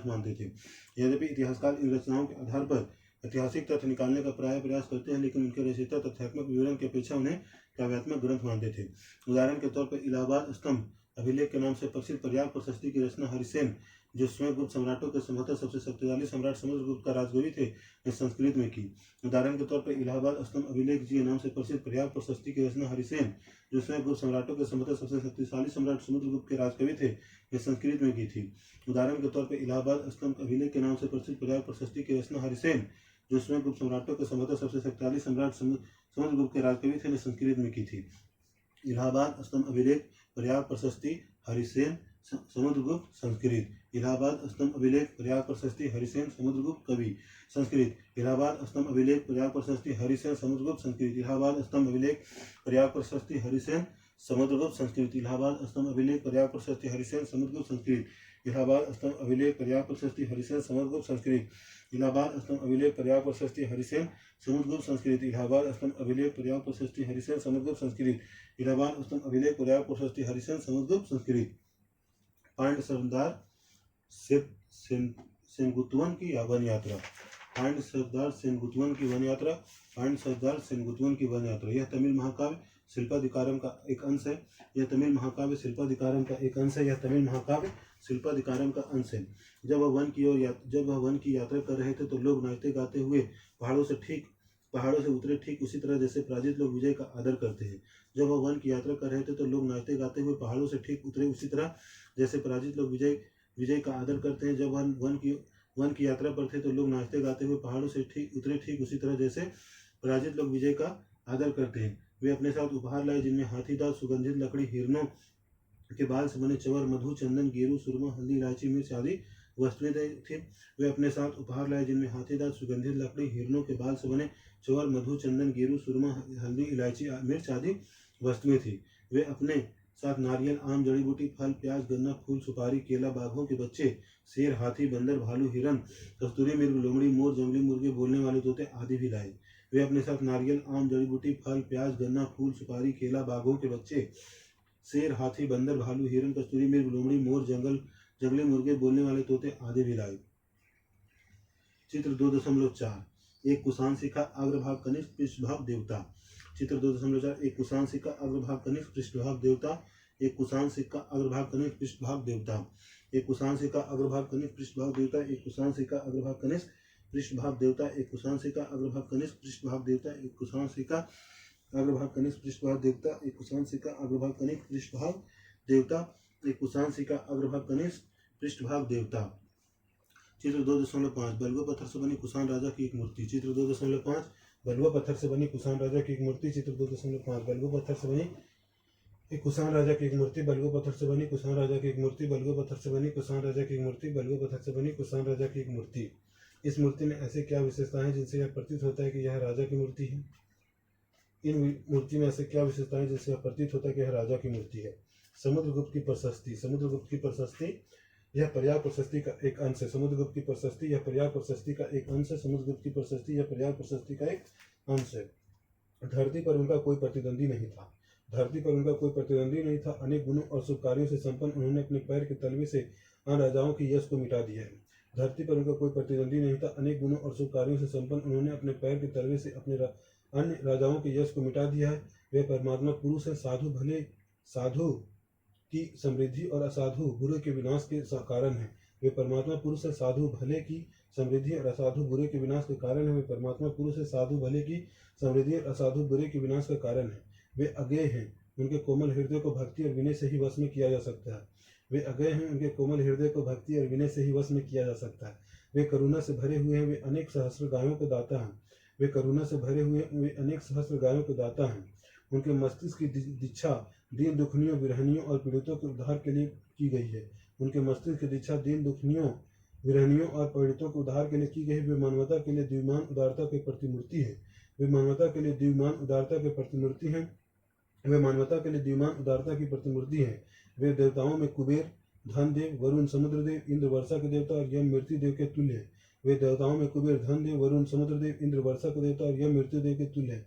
वे देवताओं में कुबेर धन देव वरुण समुद्र देव इंद्र वर्षा के देवता और यम मृत्यु देव के तुल्य है। वे देवताओं में कुबेर धन देव वरुण समुद्र देव इंद्र वर्षा के देवता और यम मृत्यु देव के तुल्य है। वे देवताओं में कुबेर धन देव वरुण समुद्र देव इंद्र वर्षा के देवता और यम मृत्यु देव के तुल्य है। बदलता हुआ देहात। बदलता हुआ देहात। बदलता हुआ देहात। जनता में राजा की छवि। जनता में राजा की छवि। जनता में राजा की छवि। राजाओं के बारे में प्रजा क्या सोचती थी? स्वाभाविक है कि अभिलेखों में सही जवाब नहीं मिलते हैं। राजाओं के बारे में प्रजा क्या सोचती थी? स्वाभाविक है कि अभिलेखों से सभी जवाब नहीं मिलते हैं। वस्तुतः साधारणतः जनता द्वारा राजाओं के बारे में अपने विचारों और अनुभवों के विवरण कम ही छोड़े गए हैं। फिर भी इतिहासकारों ने इसका निराकरण करने का प्रयास किया है। वस्तुतः साधारण जनता द्वारा राजाओं के बारे में अपने विचारों और अनुभवों के विवरण कम ही छोड़े गए हैं। फिर भी इतिहासकारों ने इसका निराकरण करने का प्रयास किया है। उदाहरण के तौर पर जातक और पंचतंत्र जैसे ग्रंथों में वर्णित कथाओं की समीक्षा करके इतिहासकारों ने पता लगाया है कि इनमें से अनेक कथाओं के स्रोत मौखिक किस्से कहानियां जिन्हें बाद में लिपिबद्ध किया गया होगा। उदाहरण के तौर पर जातक और पंचतंत्र जैसे ग्रंथों में वर्णित कथाओं की समीक्षा करके इतिहासकारों ने पता लगाया है कि इनमें से अनेक कथाओं के स्रोत मौखिक किस्से कहानियां हैं जिन्हें बाद में लिपिबद्ध किया गया होगा। जातक कथाएं पहली शताब्दी ईस्वी के मध्य में पाली भाषा में लिखी गई है। जातक कथाएं पहली शताब्दी ईस्वी के मध्य में पाली भाषा में लिखी गई। जातक कथाएं पहली शताब्दी के मध्य में पाली भाषा में लिखी गई। गंधतिंदु जातक। गंधतिंदु जातक नामक एक कहानी के बारे में बताया गया है कि एक कुटिल राजा की प्रजा किस प्रकार से दुखी रहती है। गंधतिंदु जातक नाम की एक कहानी में बताया गया है कि कुटिल राजा की प्रजा किस प्रकार से दुखी रहती है। गंधतिंदु जातक नाम एक कहानी में बताया गया है कि कुटिल राजा की प्रजा किस प्रकार से दुखी रहती है। इन लोगों में वृद्ध महिलाएं, पुरुष, किसान, पशुपालक, ग्रामीण बालक और यहाँ तक कि जानवर भी शामिल है। इन लोगों में वृद्ध महिलाएं, पुरुष, किसान, पशुपालक, ग्रामीण बालक और यहाँ तक कि जानवर भी शामिल हैं। इन लोगों में वृद्ध महिलाएं, पुरुष, किसान, पशुपालक, ग्रामीण बालक, यहाँ तक कि जानवर भी शामिल है। जब राजा अपनी पहचान बदलकर प्रजा के बीच यह पता लगाने के लिए कि लोग उसके बारे में क्या सोचते हैं तो एक एक कर सबने अपने दुखों के लिए राजा को भला बुरा कहा। जब राजा अपनी पहचान बदलकर प्रजा के बीच यह पता लगाने गया कि लोग उसके बारे में क्या सोचते हैं तो एक एक कर सबने अपने दुखों के लिए राजा को भला बुरा कहा। उनकी शिकायत है कि रात में डकैत उन पर हमला करते हैं, दिन में कर इकट्ठा करने वाले अधिकारी। उनकी शिकायत है कि रात में डकैत उन पर हमला करते हैं और दिन में कर इकट्ठा करने वाले अधिकारी। ऐसी परिस्थिति से बचने के लिए लोग अपने अपने गांव छोड़कर जंगल में बस गए। ऐसी परिस्थिति से बचने के लिए लोग अपने अपने गांव छोड़कर जंगल में बस गए। जैसा कि इस कथा से पता चलता है कि राजा और प्रजा, विशेषकर ग्रामीण प्रजा के बीच संबंध तनावपूर्ण रहते थे, क्योंकि शासक अपने राजकोष को भरने के लिए बड़े बड़े कर की मांग करते थे, जिससे किसान खासतौर पर त्रस्त रहते थे। जैसा कि इस कथा से पता चलता है कि राजा और प्रजा, विशेषकर ग्रामीण प्रजा के बीच संबंध तनावपूर्ण रहते थे, क्योंकि शासक अपने राजकोष भरने के लिए बड़े बड़े कर की मांग करते थे, जिससे किसान खासतौर से त्रस्त रहते थे। इस जातक कथा से पता चलता है कि इस संकट से बचने के का एक उपाय जंगल की ओर भाग जाना होता था। इस जातक कथा से पता चलता है कि इस संकट से बचने का एक उपाय जंगल की ओर भाग जाना होता था। इसी बीच करों की बढ़ती मांग को पूरा करने के लिए किसानों ने उपज बढ़ाने के और उपाय ढूंढने शुरू किए। इसी बीच करों की बढ़ती मांग को पूरा करने के लिए किसानों ने उपज बढ़ाने के और उपाय ढूंढने शुरू किए। गुजरात का सुदर्शन झील। गुजरात का सुदर्शन झील। मानचित्र 2 में गिरनार को ढूंढिए। सुदर्शन झील एक कृत्रिम जलाशय था। मानचित्र 2 में गिरनार को ढूंढिए। सुदर्शन झील एक कृत्रिम जलाशय था। सुदर्शन झील एक कृत्रिम जलाशय था। सुदर्शन झील एक कृत्रिम जलाशय था। हमें इसका ज्ञान लगभग दूसरी शताब्दी ईस्वी के संस्कृत के एक पाषाण अभिलेख से होता है। हमें इसका ज्ञान लगभग दूसरी शताब्दी के संस्कृत के एक पाषाण अभिलेख से होता है। हमें इसका ज्ञान लगभग दूसरी शताब्दी ईस्वी के संस्कृत के एक पाषाण अभिलेख से होता है। इस अभिलेख को शक शासक रुद्रदामन की उपलब्धियों का वर्णन करने के लिए बनवाया गया था। इस अभिलेख को शक शासक रुद्रदामन की उपलब्धियों का उल्लेख करने के लिए बनवाया गया था। इस अभिलेख को शक शासक रुद्रदामन की उपलब्धियों का उल्लेख करने के लिए बनवाया गया था। इस अभिलेख में कहा गया कि जलद्वारों और तटबंधों वाली इस झील का निर्माण मौर्य काल में एक स्थानीय राज्यपाल द्वारा किया गया था। इस अभिलेख में कहा गया है कि जलद्वारों और तटबंधों वाली इस झील का निर्माण मौर्य काल में एक स्थानीय राज्यपाल पुष्यमित्र शुंग द्वारा किया गया था। इस अभिलेख में कहा गया है कि जलद्वारों और तटबंधों वाली इस झील का निर्माण मौर्य काल में एक स्थानीय राज्यपाल पुष्यमित्र शुंग द्वारा किया गया था। इस अभिलेख में कहा गया कि जलद्वारों और तटबंधों वाली इस झील का निर्माण मौर्य काल में एक स्थानीय राज्यपाल पुष्यमित्र शुंग द्वारा किया गया था। लेकिन एक भीषण तूफान के कारण इसका तटबंध टूट गया और सारा पानी बह गया।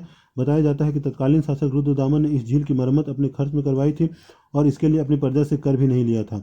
बताया जाता है कि तत्कालीन शासक रुद्रदामन ने इस झील की मरम्मत अपने खर्च से करवाई थी और इसके लिए अपनी प्रजा से कर भी नहीं लिया था। इसी प्रसन्न खंड पर एक और अभिलेख लगभग 5वीं सदी का है, जिसमें कहा गया है कि गुप्त वंश के एक शासक ने एक बार फिर से इस झील की मरम्मत करवाई थी, स्कंदगुप्त। इसी प्रसन्न खंड पर एक और अभिलेख लगभग 5वीं सदी का है, जिसमें कहा गया है कि गुप्त वंश के एक शासक स्कंदगुप्त ने एक बार फिर से झील की मरम्मत करवाई थी। इसी प्रसन्न खंड पर एक और अभिलेख लगभग 5वीं सदी का है, जिसमें लिखा गया है कि गुप्त वंश के एक शासक ने एक बार फिर से इस झील की मरम्मत करवाई थी। इसी प्रसन्न खंड पर एक और अभिलेख है, जिसमें कहा गया है कि गुप्त वंश के एक शासक ने एक बार फिर से इसी झील की मरम्मत करवाई थी, स्कंदगुप्त। उपज बढ़ाने के तरीके। उपज बढ़ाने का एक तरीका हल का प्रचलन था, जो 6ठी शताब्दी ईस्वी पूर्व से ही गंगा और कावेरी की घाटियों के उर्वर कछारी क्षेत्रों में फैल गया था। उपज बढ़ाने का एक तरीका हल का प्रचलन था, जो 6ठी शताब्दी ईस्वी पूर्व से ही गंगा और कावेरी की घाटियों के उर्वर कछारी क्षेत्रों में फैल गया था। जिन क्षेत्रों में भारी वर्षा होती थी वहाँ लोहे के फाल वाले हलों के माध्यम से उर्वर भूमि की जुताई की जाने लगी। जिन क्षेत्रों में भारी वर्षा होती थी वहाँ लोहे के फाल वाले हलों के माध्यम से उर्वर भूमि की जुताई की जाने लगी। इसके अलावा गंगा घाटी में धान की रोपाई की वजह से उपज में भारी वृद्धि होने लगी। हालांकि किसानों को इसके लिए कमरतोड़ मेहनत करनी पड़ती थी। इसके अलावा गंगा की घाटी में धान की रोपाई की वजह से उपज में भारी वृद्धि होने लगी। हालांकि किसानों को इसके लिए कमरतोड़ मेहनत करनी पड़ती थी।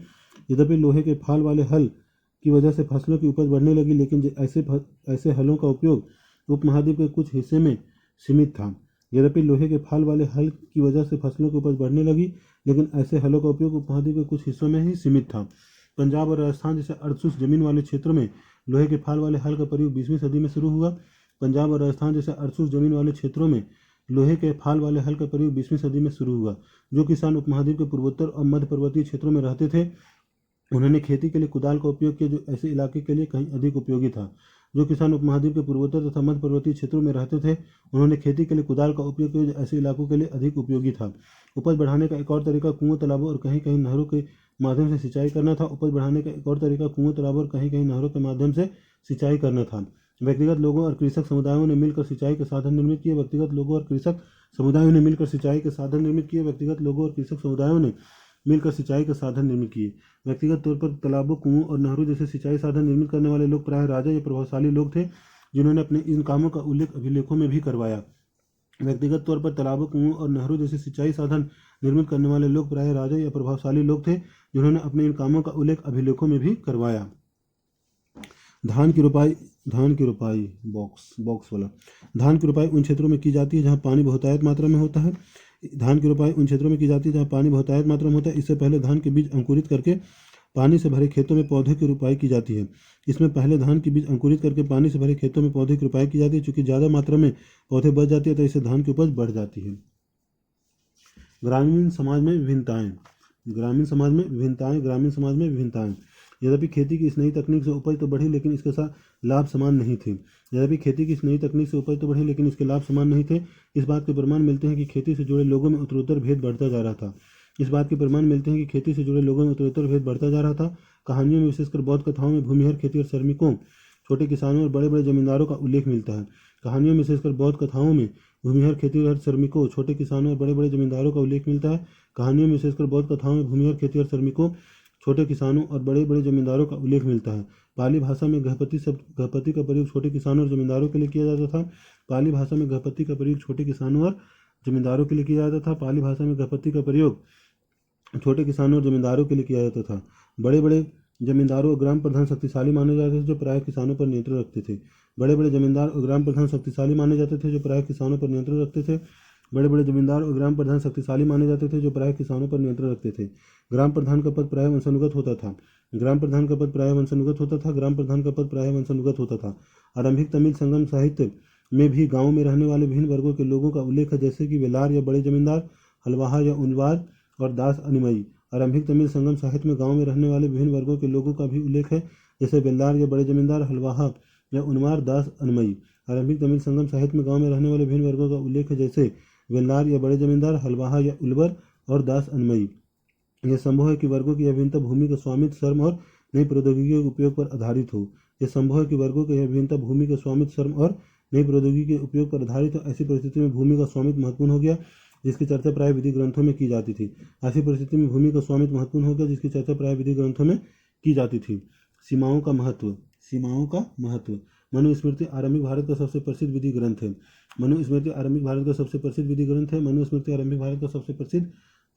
इसे संस्कृत भाषा में दूसरी शताब्दी ईस्वी पूर्व और दूसरी शताब्दी ईस्वी के बीच लिखा गया था। इस ग्रंथ में राजा को यह सलाह दी गई है, चूंकि सीमाओं की अनभिज्ञता के कारण विश्व में बार बार विवाद पैदा होते हैं, इसलिए उसे सीमाओं की पहचान के लिए गुप्त निशान जमीन में गाड़ रखने चाहिए, जैसे कि पत्थर की हड्डियां, गाय के बाल, भूसी, राख, खपटे, गाय के सूखे गोबर, ईंट, कोयला, कंकड़ और रेत। चूंकि सीमाओं की अनभिज्ञता के कारण विश्व में बार बार विवाद पैदा होते हैं, इसलिए उसे सीमाओं की पहचान के लिए गुप्त निशान जमीन में गाड़ रखने चाहिए, जैसे कि पत्थर, हड्डियां, गाय के बाल, भूसी, राख, खपटे, गाय के सूखे गोबर, ईंट, कोयला, कंकड़ और रेत। उसे सीमाओं पर इस प्रकार के और तत्व भूमि में छुपा कर गाड़ने चाहिए, जो समय के साथ नष्ट ना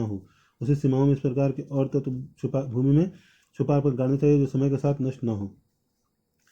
गहपति, छोटे किसान ओब्लिक जमींदार। गहपति, छोटे किसान जमींदार। गहपति, छोटे जमींदार। वेलार, बड़े जमींदार। उलवार, हलवाहा, उलवर, हलवाहा, दास अनमई। गहपति गृहपति घर का मुखिया होता था और घर में रहने वाली महिलाओं, बच्चों, नौकरों और दासों पर नियंत्रण रखता था। गृहपति घर का मुखिया होता था, घर में रहने वाली महिलाओं, बच्चों, नौकरों, दासों पर नियंत्रण करता था। गृहपति घर का मुखिया होता था, घर में रहने वाली महिलाओं, बच्चों, नौकरों, दासों पर नियंत्रण करता था। घर से जुड़े भूमि, जानवर या अन्य सभी वस्तुओं का वह मालिक होता था। घर से जुड़े भूमि, जानवर या अन्य सभी वस्तुओं का वह मालिक होता था। घर से जुड़े भूमि, जानवर या अन्य सभी वस्तुओं का वह मालिक होता था। कभी कभी इस शब्द का प्रयोग नगरों में रहने वाले सम्राट, व्यक्तियों और व्यापारियों के लिए भी होता था। कभी कभी इस शब्द का प्रयोग नगरों में रहने वाले सम्राट, व्यक्तियों और व्यापारियों के लिए भी होता था। कभी कभी इस शब्द का प्रयोग नगरों में रहने वाले सम्राट, व्यक्तियों और व्यापारियों के लिए भी होता था। भूमिदान और नए सम्राट ग्रामीण। भूमिदान और नए सम्राट ग्रामीण। भूमिदान और नए सम्राट ग्रामीण। ईस्वी की आरंभिक शताब्दियों से भूमिदान के प्रमाण मिलते हैं। इनमें से कई का उल्लेख अभिलेखों में मिलता है। ईस्वी की आरंभिक शताब्दियों से भूमिदान के प्रमाण मिलते हैं। इनमें से कई का उल्लेख अभिलेखों में मिलता है। ईस्वी की आरंभिक शताब्दियों से भूमिदान के प्रमाण मिलते हैं। इनमें से कई का उल्लेख अभिलेखों में मिलता है। इनमें से कुछ अभिलेख पत्थरों पर लिखे गए थे, लेकिन अधिकांश ताम्र पत्रों पर खुदे होते थे, जिन्हें संभवतः उन लोगों को प्रमाण रूप में दिया जाता था जो भूमिदान लेते थे। इनमें से कुछ अभिलेख पत्थरों पर लिखे गए थे, लेकिन अधिकांश ताम्र पत्रों पर खुदे होते थे, जिन्हें संभवतः उन लोगों को प्रमाण रूप में दिया जाता था जो भूमिदान लेते थे। भूमिदान के जो प्रमाण मिले वे साधारण तौर पर धार्मिक संस्थाओं या ब्राह्मणों को दिए गए थे। भूमिदान के जो प्रमाण मिले वे साधारण तौर पर धार्मिक संस्थाओं या ब्राह्मणों को दिए गए थे। अधिकांश अभिलेख संस्कृत में थे, विशेषकर 7वीं शताब्दी के बाद अभिलेखों के कुछ अंश संस्कृत में है और कुछ तमिल और तेलुगु जैसे स्थानीय भाषाओं में है। आइए ऐसे अभिलेखों पर ध्यान से विचार करें। अधिकांश अभिलेख संस्कृत में थे, विशेषकर 7वीं शताब्दी ईस्वी के बाद के कुछ अंश संस्कृत में है, कुछ तमिल, तेलुगु जैसे स्थानीय भाषाओं में है। अधिकांश अभिलेख संस्कृत में थे, विशेषकर 7वीं शताब्दी के बाद के अभिलेखों में कुछ अंश संस्कृत में है और कुछ तमिल और तेलुगु जैसे स्थानीय भाषाओं में है। प्रभावती गुप्त आरंभिक भारत के सबसे महत्वपूर्ण शासक चंद्रगुप्त द्वितीय की पुत्री थी। प्रभावती गुप्त आरंभिक भारत के एक सबसे महत्वपूर्ण शासक चंद्रगुप्त द्वितीय की पुत्री थी। प्रभावती गुप्त आरंभिक भारत के सबसे महत्वपूर्ण शासक चंद्रगुप्त द्वितीय की पुत्री थी। उसका विवाह दक्कन पठार के वकाटक परिवार में हुआ था, जो एक महत्वपूर्ण शासक वंश था। उसका विवाह दक्कन पठार के वकाटक परिवार में होता जो एक महत्वपूर्ण शासक का वंश था। उसका विवाह दक्कन पठार के वकाटक परिवार में होता जो एक महत्वपूर्ण शासक वंश था। संस्कृत धर्मशास्त्रों के अनुसार महिलाओं को भूमि जैसी संपत्ति पर स्वतंत्र अधिकार नहीं था, लेकिन एक अभिलेख से पता चलता है कि प्रभावती भूमि के स्वामी थे और उसने दान भी किया था। संस्कृत धर्मशास्त्रों के अनुसार महिलाओं को भूमि जैसी संपत्ति पर स्वतंत्र अधिकार नहीं था, लेकिन एक अभिलेख से पता चलता है कि प्रभावती भूमि के स्वामी थे और उसने दान भी दिया था। संस्कृत धर्मशास्त्रों के अनुसार महिलाओं को भूमि जैसी संपत्ति पर स्वतंत्र अधिकार नहीं था, लेकिन एक अभिलेख से पता चलता है कि प्रभावती भूमि के स्वामी थे और उसने दान भी किया था। इसका एक कारण यह हो सकता है क्योंकि वह एक रानी आरंभिक भारतीय इतिहास की कुछ ज्ञात रानियों में से एक थी और इसलिए उनका उदाहरण एक विरला ही रहा हो। इसका एक कारण यह भी हो सकता है क्योंकि वह एक रानी आरंभिक भारतीय इतिहास की ज्ञात कुछ रानियों में से एक थी, इसलिए उनका यह उदाहरण विरला ही रहा हो। इसका एक कारण यह हो सकता है क्योंकि वह एक रानी थी, आरंभिक भारतीय इतिहास की ज्ञात कुछ रानियों में से एक थी और इसलिए उनका यह उदाहरण एक विरला ही रहा हो। यह भी संभव है कि धर्मशास्त्रों को हर स्थान पर समान रूप से लागू नहीं किया जाता हो। यह भी संभव है कि धर्मशास्त्रों को हर स्थान पर समान रूप से लागू नहीं किया जाता हो। यह भी संभव है कि धर्मशास्त्रों को हर स्थान पर समान रूप से लागू नहीं किया जाता हो। अभिलेख से हमें ग्रामीण प्रजा का भी पता चलता है। इनमें ब्राह्मण, किसान तथा अन्य प्रकार के वर्ग शामिल थे जो शासकों या उनके प्रतिनिधियों को कई प्रकार की वस्तुएं प्रदान करते थे। अभिलेख से हमें ग्रामीण प्रजा का भी पता चलता है। इनमें ब्राह्मण, किसान तथा अन्य प्रकार के वर्ग शामिल थे जो शासकों या उनके प्रतिनिधियों को कई प्रकार की वस्तुएं प्रदान करते थे। अभिलेख के अनुसार इन लोगों को गांवों के नए प्रधान की आज्ञाओं का पालन करना पड़ता था और संभवतः अपने भुगतान उसे ही देने पड़ते थे। अभिलेख के अनुसार इन लोगों को गांव के नए प्रधान की आज्ञाओं का पालन करना पड़ता था और संभवतः अपने भुगतान उसे ही देने पड़ते थे। इस प्रकार भूमिदान अभिलेख देश के कई हिस्सों में प्राप्त हुए हैं। इस प्रकार के भूमिदान अभिलेख देश के कई हिस्सों में प्राप्त हुए हैं। क्षेत्रों में दान की गई भूमि की माप का अंतर है। कहीं कहीं छोटे छोटे टुकड़े तो कहीं कहीं बड़े बड़े क्षेत्र दान में दिए गए। क्षेत्रों में दान में दी गई भूमि की माप में अंतर है। कहीं कहीं छोटे छोटे टुकड़े तो कहीं कहीं बड़े बड़े क्षेत्र दान में दिए गए। साथ ही भूमिदान में दान प्राप्त करने वाले लोगों के अधिकारों में भी क्षेत्रीय परिवर्तन मिलते हैं। साथ ही भूमिदान में दान प्राप्त करने वाले लोगों के अधिकारों में भी क्षेत्रीय परिवर्तन मिलते हैं। इतिहासकारों में भूमिदान का प्रभाव एक गर्म वाद विवाद का विषय बना हुआ है। इतिहासकारों में भूमिदान का प्रभाव एक गर्म वाद विवाद का विषय बना हुआ है। कुछ इतिहासकारों का मानना है कि भूमिदान शासक वंश द्वारा कृषि को नए क्षेत्रों में प्रोत्साहित करने की एक रणनीति थी, जबकि कुछ का कहना है कि भूमिदान से दुर्बल होते राजनीतिक प्रभुत्व का संकेत मिलता है तथा राजा का शासन सामंतों पर दुर्बल होने लगा तो उन्होंने भूमिदान के माध्यम से अपने समर्थक जुटाने प्रारंभ कर दिए। कुछ इतिहासकारों का मानना है कि भूमिदान शासक वंश द्वारा कृषि को नए क्षेत्रों में प्रोत्साहित करने की एक रणनीति थी, जबकि कुछ का कहना है कि भूमिदान से दुर्बल होते राजनीतिक प्रभुत्व का संकेत मिलता है तथा राजा का शासन सामंतों पर दुर्बल होने लगा तो उन्होंने भूमिदान के माध्यम से अपने समर्थक जुटाने प्रारंभ कर दिए। इनका यह भी मानना है कि राजा स्वयं को उत्कृष्ट स्तर के मानव के रूप में प्रदर्शित करना चाहते थे, जैसा कि हमने पिछले वंश में देखा है। इनका यह भी मानना है कि राजा स्वयं को उत्कृष्ट स्तर के मानव के रूप में प्रदर्शित करना चाहते हैं, जैसा कि हमने पिछले अंश में देखा। उनका नियंत्रण ढीला होता जा रहा था, इसलिए वे अपनी शक्ति का आडंबर प्रस्तुत करना चाहते थे। उनका नियंत्रण ढीला होता जा रहा था, इसलिए वे अपनी शक्ति का आडंबर प्रस्तुत करना चाहते थे। भूमिदान के प्रचलन से राज्य तथा किसानों के बीच संबंध की झांकी मिलती है। भूमिदान के प्रचलन से राज्य तथा किसानों के मध्य संबंध की झांकी मिलती है। लेकिन कुछ लोग ऐसे भी थे जिन पर अधिकारियों या सामंतों का नियंत्रण नहीं था, जैसे कि पशुपालक, संग्राहक, शिकारी, मछुआरे, शिल्पकार, घुमक्कड़ तथा लगभग एक ही स्थान पर रहने वाले और जगह जगह घूमकर खेती करने वाले लोग। लेकिन कुछ लोग ऐसे भी थे जिन पर अधिकारियों या सामंतों का नियंत्रण नहीं था, जैसे कि पशुपालक, संग्राहक, शिकारी, मछुआरे, शिल्पकार, घुमक्कड़ तथा लगभग एक ही स्थान पर रहने वाले और जगह जगह घूमकर खेती करने वाले लोग। समानता ऐसे लोग अपने जीवन और आदान प्रदान के विवरण नहीं रखते थे। समानता ऐसे लोग अपने जीवन और आदान प्रदान का विवरण नहीं रखते थे। एक छोटे गांव का जीवन। एक छोटे गांव का जीवन। एक छोटे गांव का जीवन। हर्षचरित संस्कृत में लिखी गई कन्नौज के शासक हर्षवर्धन की जीवनी है। इसके लेखक वानभट्ट हर्षवर्धन के राजकवि थे। हर्षचरित संस्कृत में लिखी गई कन्नौज के शासक हर्षवर्धन की जीवनी है। इसके लेखक वानभट्ट हर्षवर्धन के राजकवि थे। हर्षचरित संस्कृत में लिखी गई कन्नौज के शासक हर्षवर्धन की जीवनी है। इसके लेखक वानभट्ट हर्षवर्धन के राजकवि थे। हर्षचरित संस्कृत में लिखी गई कन्नौज के शासक हर्षवर्धन की जीवनी। इसके लेखक वानभट्ट हर्षवर्धन के राजकवि थे। हर्षचरित संस्कृत में लिखी गई कन्नौज के शासक हर्षवर्धन की जीवनी। इसके लेखक वानभट्ट हर्षवर्धन के राजकवि थे। यह उस ग्रंथ का एक अंश है। इसमें विंध्य क्षेत्र के जंगल किनारे की एक बस्ती के जीवन का एक अति विरल चित्रण किया गया है। यह उस ग्रंथ का एक अंश है। इसमें विंध्य क्षेत्र के जंगल के किनारे की एक बस्ती के जीवन का एक अति विरल चित्रण किया गया है। बस्ती के किनारे का अधिकांश क्षेत्र जंगल है और यहाँ धान की उपज वाली खलिहान और उपजाऊ भूमि के हिस्सों को छोटे किसानों ने आपस में बांट लिया है। यहाँ के अधिकांश लोग कुदाल का प्रयोग करते हैं, क्योंकि घास से भरी भूमि में हल चलाना मुश्किल है। बहुत कम हिस्से साफ हैं, जो भी है उसमें काली मिट्टी काले लोहे जैसी सख्त है। बस्ती के किनारे का अधिकांश क्षेत्र जंगल है और यहाँ धान की उपज वाली खलिहान और उपजाऊ भूमि के हिस्सों को छोटे किसानों ने आपस में बांट लिया। यहाँ के अधिकांश लोग कुदाल का प्रयोग करते हैं, क्योंकि घास से भरी भूमि में हल चलाना मुश्किल है। बहुत कम हिस्से साफ है, जो है भी उसकी मिट्टी काले लोहे जैसी सख्त है। यहाँ लोग पेड़ की छाल के गट्ठर लेकर चलते हैं। फूलों से भरे अनगिनत बोरे, अलसी और सन, भारी मात्रा में शहद, मोरपंख, मोम, लकड़ी और घास के बोझ लेकर आते जाते रहते हैं। यहाँ लोग पेड़ की छाल से गट्ठर लेकर चलते हैं। फूलों से भरे अनगिनत बोरे, अलसी और सन, भारी मात्रा में शहद, मोरपंख, मोम, लकड़ी और घास के बोझ लेकर आते जाते रहते हैं। ग्रामीण महिलाएं रास्ते में बसे गाँव में जाकर बेचने को तत्पर रहती है। ग्रामीण महिलाएं रास्ते में बसे गाँव में जाकर बेचने को तत्पर रहती है। उनके सिरों पर जंगल से एकत्र किए गए फलों की टोकरियां थी। उनके सिरों पर जंगल से एकत्र किए गए फलों की टोकरियां थी। प्रभावती गुप्त और दांगुन गांव। प्रभावती गुप्त और दांगुन गांव। प्रभावती गुप्त और दांगुन गांव। प्रभावती गुप्त ने अपने लेख में यह कहा है। प्रभावती ग्राम कुटुंबिनों, गांव के गृहस्थ और कृषक ब्राह्मणों और दांगुन गांव के अन्य वासियों को आदेश देती है। आपको ज्ञात हो कि कार्तिक शुक्ल पक्ष की द्वादशी तिथि को धार्मिक पुण्य प्राप्ति के लिए इस ग्राम को जल अर्पण के साथ आचार्य चनाल स्वामी को दान किया गया है। आपको इनके सभी आदेशों का पालन करना चाहिए। एक अग्रहार के लिए उपयुक्त निम्नलिखित रियायतों का निर्देश भी देती हूँ। इस गांव में पुलिस या सैनिक प्रवेश नहीं करेंगे। दौरे पर आने वाले शासकीय अधिकारियों को यह गांव घास देने और आसन में प्रयुक्त होने वाले जानवरों की खाल और कोयला देने के दायित्व से मुक्त है। साथ ही मदिरा खरीदने और नमक हेतु खुदाई करने के राशि अधिकार को कार्यान्वित किए जाने से मुक्त है। इस गांव को खनिज पदार्थ और खाद्य वृक्ष के उत्पाद देने से भी छूट है। फूल और दूध देने से भी छूट है। इस गांव का दान इसके भीतर की संपत्ति और बड़े छोटे सभी करों सहित किया गया है। इस राज्यादेश को 13वें राजवंश में लिखा गया और इसे चक्रदास ने उत्कीर्णित किया है।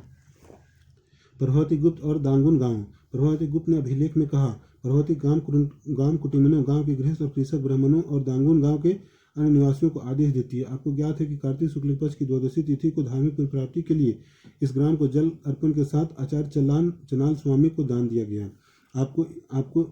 आपको इनके सभी आदेशों का पालन करना चाहिए। एक अग्रहार के लिए उपयुक्त निम्नलिखित रियायतों का निर्देश भी देती हूँ। इस गांव में पुलिस या सैनिक प्रवेश नहीं करेंगे। दौरे पर आने वाले शासकीय अधिकारियों को यह गांव घास देने और आसन में प्रयुक्त होने वाली जानवरों की खाल और कोयला देने के अपने दायित्व से मुक्त है। साथ ही मदिरा खरीदने और नमक हेतु खुदाई करने के राशि अधिकार को कार्यान्वित किए जाने से मुक्त है। इस गांव को खनिज पदार्थ और खाद्य वृक्ष के उत्पाद देने से भी छूट है। फूल और दूध देने से भी छूट है। इस गांव का दान इसके भीतर की संपत्ति और बड़े छोटे सभी करों सहित किया गया है। इस राज्यादेश को 13वें वर्ष में लिखा गया और इसे चक्रदास ने उत्कीर्णित किया है। अग्रहार उस भूभाग को कहते थे जो ब्राह्मणों को दान दिया जाता था। अग्रहार उस भूभाग को कहते थे जो ब्राह्मणों को दान दिया जाता था। अग्रहार उस भूभाग को कहते थे जो ब्राह्मणों को दान दिया जाता था। अग्रहार उस भूभाग को कहते थे जो ब्राह्मणों को दान दिया जाता था। ब्राह्मणों से भूमि कर या अन्य प्रकार के कर नहीं वसूले जाते थे। ब्राह्मणों से भूमि कर या अन्य प्रकार के कर नहीं वसूले जाते थे। ब्राह्मणों से भूमि कर या अन्य प्रकार के कर नहीं वसूले जाते थे। ब्राह्मणों से भूमि कर या अन्य प्रकार के कर नहीं वसूले जाते थे। ब्राह्मणों से भूमि कर या अन्य प्रकार के कर नहीं वसूले जाते थे। ब्राह्मणों को स्वयं स्थानीय लोगों से कर वसूलने का अधिकार था। ब्राह्मणों को स्वयं स्थानीय लोगों से कर वसूलने का अधिकार था। ब्राह्मणों को स्वयं स्थानीय लोगों से कर वसूलने का अधिकार था। ब्राह्मणों को स्वयं स्थानीय लोगों से कर वसूलने का अधिकार था। ब्राह्मणों को स्वयं स्थानीय लोगों से कर वसूलने का अधिकार था। ब्राह्मणों को स्वयं स्थानीय लोगों से कर वसूलने का अधिकार था। नगर एवं व्यापार, नगर एवं व्यापार, नगर एवं व्यापार, नगर एवं व्यापार। आइए उन नगरों के बारे में बात करें जिनका विकास लगभग 6वीं शताब्दी ईसा पूर्व उपमहाद्वीप के विभिन्न क्षेत्रों में हुआ। आइए उन नगरों की बात करें जिनका विकास लगभग 6वीं शताब्दी ईसा पूर्व में उपमहाद्वीप के विभिन्न क्षेत्रों में हुआ। जैसा कि हमने पढ़ा, इनमें से अधिकांश नगर महाजनपदों की राजधानियां थी। जैसा कि हमने पढ़ा, इनमें से अधिकांश नगर महाजनपदों की राजधानियां थी। जैसा कि हमने पढ़ा, इनमें से अधिकांश नगर महाजनपदों की राजधानियां थी। प्राय सभी नगर संचार मार्गों के किनारे बसे थे। पाटलिपुत्र जैसे कुछ नगर नदी मार्ग के किनारे बसे थे। प्राय सभी नगर संचार मार्गों के किनारे बसे थे। पाटलिपुत्र जैसे कुछ नगर नदी मार्ग के किनारे बसे थे। प्राय सभी नगर संचार मार्गों के किनारे बसे थे। पाटलिपुत्र जैसे कुछ नगर नदी मार्ग के किनारे बसे थे। उज्जैनी जैसे अन्य नगर भूतल मार्गों के किनारे थे। उज्जैनी जैसे अन्य नगर भूतल मार्गों के किनारे थे। इसके अलावा पुहार जैसे नगर समुद्र तट पर थे, जहां से समुद्री मार्ग प्रारंभ हुए। मथुरा जैसे अनेक शहर व्यावसायिक, सांस्कृतिक और राजनीतिक गतिविधियों के जीवन केंद्र थे। इसके अलावा पुहार जैसे नगर समुद्र तट पर थे, जहां समुद्री मार्ग प्रारंभ हुए। मथुरा जैसे अनेक शहर व्यावसायिक, सांस्कृतिक और राजनीतिक गतिविधियों के जीवन केंद्र थे। मथुरा जैसे अनेक शहर व्यावसायिक, सांस्कृतिक और राजनीतिक गतिविधियों के जीवन केंद्र थे। नगरीय जनसंख्या, सम्राट वर्ग और शिल्पकार। नगरीय जनसंख्या, सम्राट वर्ग और शिल्पकार। नगरीय जनसंख्या, सम्राट वर्ग और शिल्पकार। हमने पढ़ा कि शासक वर्ग और राजा किलेबंद नगरों में रहते थे। यद्यपि इनमें से अधिकांश स्थलों पर व्यापक रूप से खुदाई करना संभव नहीं, क्योंकि आज भी इन क्षेत्रों में लोग रहते हैं। यद्यपि इनमें से अधिकांश स्थलों पर व्यापक रूप से खुदाई करना संभव नहीं, क्योंकि आज भी इन क्षेत्रों में लोग रहते हैं, हड़प्पा शहरों से भिन्न। लेकिन फिर भी यहाँ से विभिन्न प्रकार के पुरावशेष प्राप्त हुए। इनमें उत्कृष्ट श्रेणी के मिट्टी के कटोरे और थालियां मिली है, जिन पर चमकदार कलाई चढ़ी है। इनमें उत्कृष्ट श्रेणी के मिट्टी के कटोरे और थालियां मिली है, जिन पर चमकदार कलाई चढ़ी है। इन्हें उत्तरी कृष्ण मार्जित पात्र कहा जाता है। संभवतः इनका उपयोग अमीर लोग किया करते होंगे। इन्हें उत्तरी कृष्ण मार्जित पात्र कहा जाता है। संभवतः इनका उपयोग अमीर लोग किया करते होंगे। साथ ही सोने, चांदी, कांच, तांबे, हाथी दांत, शीशे और जैसे तरह तरह के पदार्थों से बने गहने उपकरण, हथियार, बर्तन, सीप और पक्की मिट्टी मिली है। साथ ही सोने, चांदी, कांच, तांबे, हाथी दांत, शीशे जैसे तरह तरह के पदार्थों के बने गहने उपकरण, हथियार, बर्तन, सीप और पक्की मिट्टी से मिली है। द्वितीय शताब्दी ईस्वी आते आते हमें कई नगरों में छोटे धनात्मक अभिलेख प्राप्त होते हैं। इनमें दाता के नाम के साथ साथ प्रायः उनके व्यवसाय का भी उल्लेख होता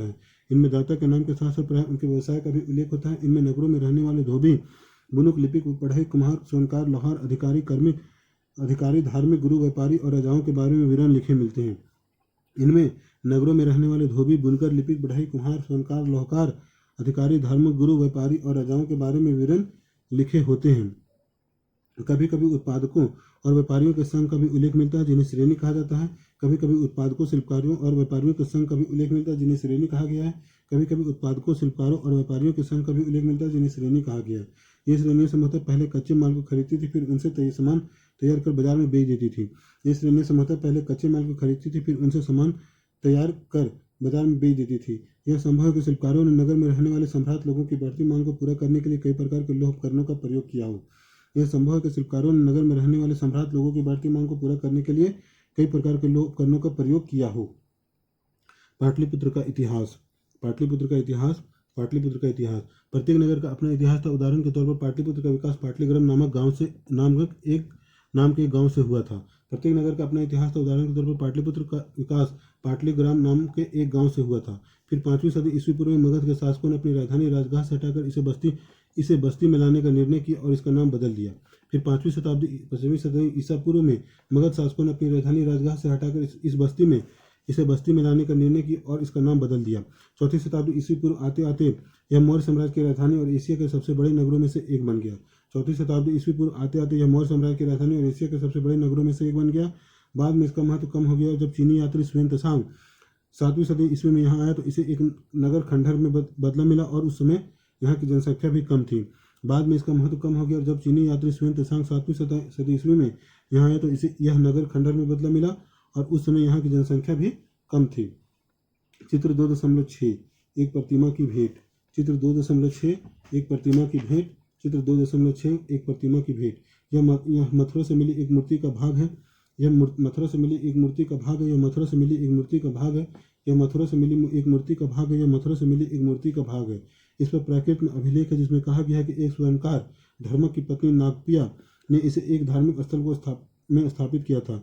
इस पर प्राकृत में अभिलेख है जिसमें कहा गया है कि एक स्वर्णकार धर्मक की पत्नी नागपिया ने इसे एक धार्मिक स्थल पर स्थापित किया था। इस पर प्राकृत में एक अभिलेख है जिसमें लिखा गया एक स्वर्णकार धर्मक की पत्नी नागपिया ने इसे एक धार्मिक स्थल पर स्थापित किया था। इस पर प्राकृत में एक अभिलेख है जिसमें लिखा गया कि स्वर्णकार धर्मक की पत्नी नागपिया ने इसे एक धार्मिक स्थल पर स्थापित किया था। इस पर प्राकृत में अभिलेख है जिसमें कहा गया है कि एक स्वर्णकार धर्म की पत्नी नागपिया ने इसे एक धार्मिक स्थल पर स्थापित किया था। मानचित्र 3 कुछ महत्वपूर्ण राज्य और नगर। मानचित्र 3 कुछ महत्वपूर्ण राज्य और नगर। मानचित्र 3 कुछ महत्वपूर्ण राज्य और नगर। कुषाण कुषाण कुषाण कुषाण कुषाण कुषाण कुषाण कुषाण कुषाण कुषाण कुषाण शक शक शक शक शक शक शक शक शक शक शक वकाटक वकाटक वकाटक वकाटक वकाटक वकाटक वकाटक वकाटक वकाटक वकाटक वकाटक वकाटक वकाटक वकाटक सातवाहन सातवाहन सातवाहन सातवाहन सातवाहन सातवाहन सातवाहन सातवाहन सातवाहन सातवाहन सातवाहन चोल चोल चोल चोल चोल चोल चोल चोल चोल चोल चोल चेर चेर चेर चेर चेर चेर चेर चेर चेर पांडे पांडे पांडे पांडे पांडे पांडे पांडे पांडे पांडे पांडे पांडे गुप्त गुप्त गुप्त गुप्त गुप्त गुप्त गुप्त गुप्त गुप्त गुप्त गुप्त गुप्त कुषाण शक वकाटक सातवाहन चोल चेर पांडे गुप्त कुषाण शक वकाटक सातवाहन चोल चेर पांडे गुप्त कुषाण शक वकाटक सातवाहन चोल चेर पांडे गुप्त कुषाण शक वकाटक सातवाहन चोल चेर पांडे गुप्त कुषाण शक वकाटक सातवाहन चोल चेर पांडे गुप्त कुषाण शक वकाटक सातवाहन चोल चेर पांडे गुप्त कुषाण शक वकाटक सातवाहन चोल चेर पांडे गुप्त कुषाण शक वकाटक सातवाहन चोल चेर पांडे गुप्त कुषाण शक वकाटक सातवाहन चोल चेर पांडे गुप्त कुषाण शक वकाटक सातवाहन चोल चेर पांडे गुप्त गणेश्वर गणेश्वर गणेश्वर गणेश्वर गणेश्वर गणेश्वर गणेश्वर गणेश्वर गणेश्वर गणेश्वर गणेश्वर गणेश्वर गणेश्वर भरुकच भरुकच भरुकच भरुकच भरुकच भरुकच भरुकच भरुकच भरुकच भरुकच भरुकच भरुकच भरुकच सुपारा सुपारा सुपारा सुपारा सुपारा सुपारा सुपारा सुपारा सुपारा सुपारा सुपारा सुपारा कोडुमनाल कोडुमनाल कोडुमनाल कोडुमनाल कोडुमनाल कोडुमनाल कोडुमनाल कोडुमनाल कोडुमनाल कोडुमनाल कोडुमनाल कोडुमनाल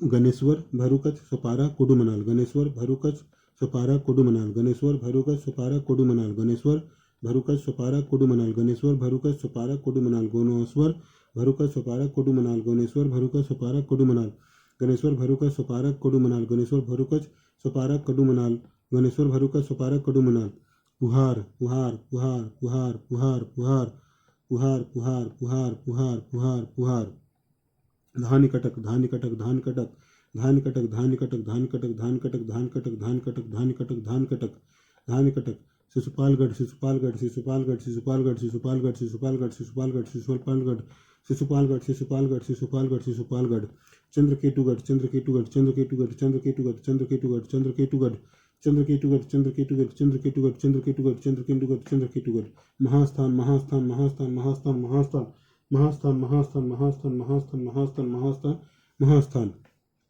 पुहार धान कटक शिशुपालगढ़ चंद्रकेतुगढ़ महास्थान पुहार धान कटक शिशुपालगढ़ चंद्रकेतुगढ़ महास्थान पुहार धान कटक शिशुपालगढ़ चंद्रकेतुगढ़ महास्थान पुहार धान कटक शिशुपालगढ़ चंद्रकेतुगढ़ महास्थान पुहार धान कटक शिशुपालगढ़ चंद्रकेतुगढ़ महास्थान पुहार धान कटक शिशुपालगढ़ चंद्रकेतुगढ़ महास्थान पुहार धान कटक शिशुपालगढ़ चंद्रकेतुगढ़ महास्थान पुहार धान कटक शिशुपालगढ़ चंद्रकेतुगढ़ महास्थान पुहार धान कटक शिशुपालगढ़ चंद्रकेतुगढ़ महास्थान पैठन पैठन पैठन पैठन पैठन पैठन पैठन पैठन पैठन पैठन पैठन उपमहाद्वीप और उसके बाहर का व्यापार उपमहाद्वीप और उसके बाहर का व्यापार उपमहाद्वीप और उसके बाहर का व्यापार 6वीं शताब्दी ईसा पूर्व से ही उपमहाद्वीप में नदी मार्गों और भूमार्गों को मानव जाल बिछ गया था और कई दिशाओं में फैल गया था। 6वीं शताब्दी ईसा पूर्व से ही उपमहाद्वीप में नदी मार्गों और भूमार्गों की मानव जाल बिछ गया था और कई दिशाओं में फैल गया था। मध्य एशिया और उससे आगे तक भी भूमार्ग थे। मध्य एशिया और उससे भी आगे तक भूमार्ग थे। समुद्र तट पर बने कई बंदरगाहों से जल मार्ग अरब सागर से होते हुए उत्तरी अफ्रीका पश्चिमी एशिया तक फैल गया और बंगाल की खाड़ी से यह मार्ग चीन और दक्षिण पूर्व एशिया तक फैल गया था। समुद्र तट पर बने कई बंदरगाहों से जल मार्ग अरब सागर से होते हुए उत्तरी अफ्रीका पश्चिम एशिया तक फैल गया और बंगाल की खाड़ी से यह मार्ग चीन और दक्षिण पूर्व एशिया तक फैल गया था। शासकों ने प्रायः इन मार्गों पर नियंत्रण करने की कोशिश की और संभवतः वे इन मार्गों पर व्यापारियों की सुरक्षा के बदले उनसे धन लेते थे। शासकों ने प्रायः इन मार्गों पर नियंत्रण करने की कोशिश की और संभवतः वे इन मार्गों पर व्यापारियों की सुरक्षा के बदले उनसे धन लेते थे। इन मार्गों पर चलने वाले व्यापारियों में पैदल फेरी लगाने वाले व्यापारी तथा बैलगाड़ी और घोड़े कच्छर जैसे जानवरों के दल के साथ चलने वाले व्यापारी होते थे। इन मार्गों पर चलने वाले व्यापारियों में पैदल फेरी लगाने वाले व्यापारी तथा बैलगाड़ी और घोड़े खच्चरों जैसे जानवरों के दल के साथ चलने वाले व्यापारी होते थे। साथ ही समुद्र से भी लोग यात्रा करते थे जो खतरनाक तो होती थी लेकिन बहुत लाभदायक भी होती थी। साथ ही समुद्री मार्ग से भी लोग यात्रा करते थे जो खतरनाक तो होती थी लेकिन बहुत ही लाभदायक होती थी। तमिल भाषा में मत्स्यत्वन और प्राकृत में सतवाह और सेठी के नाम से प्रसिद्ध सफल व्यापारी बड़े धनी हो जाते थे।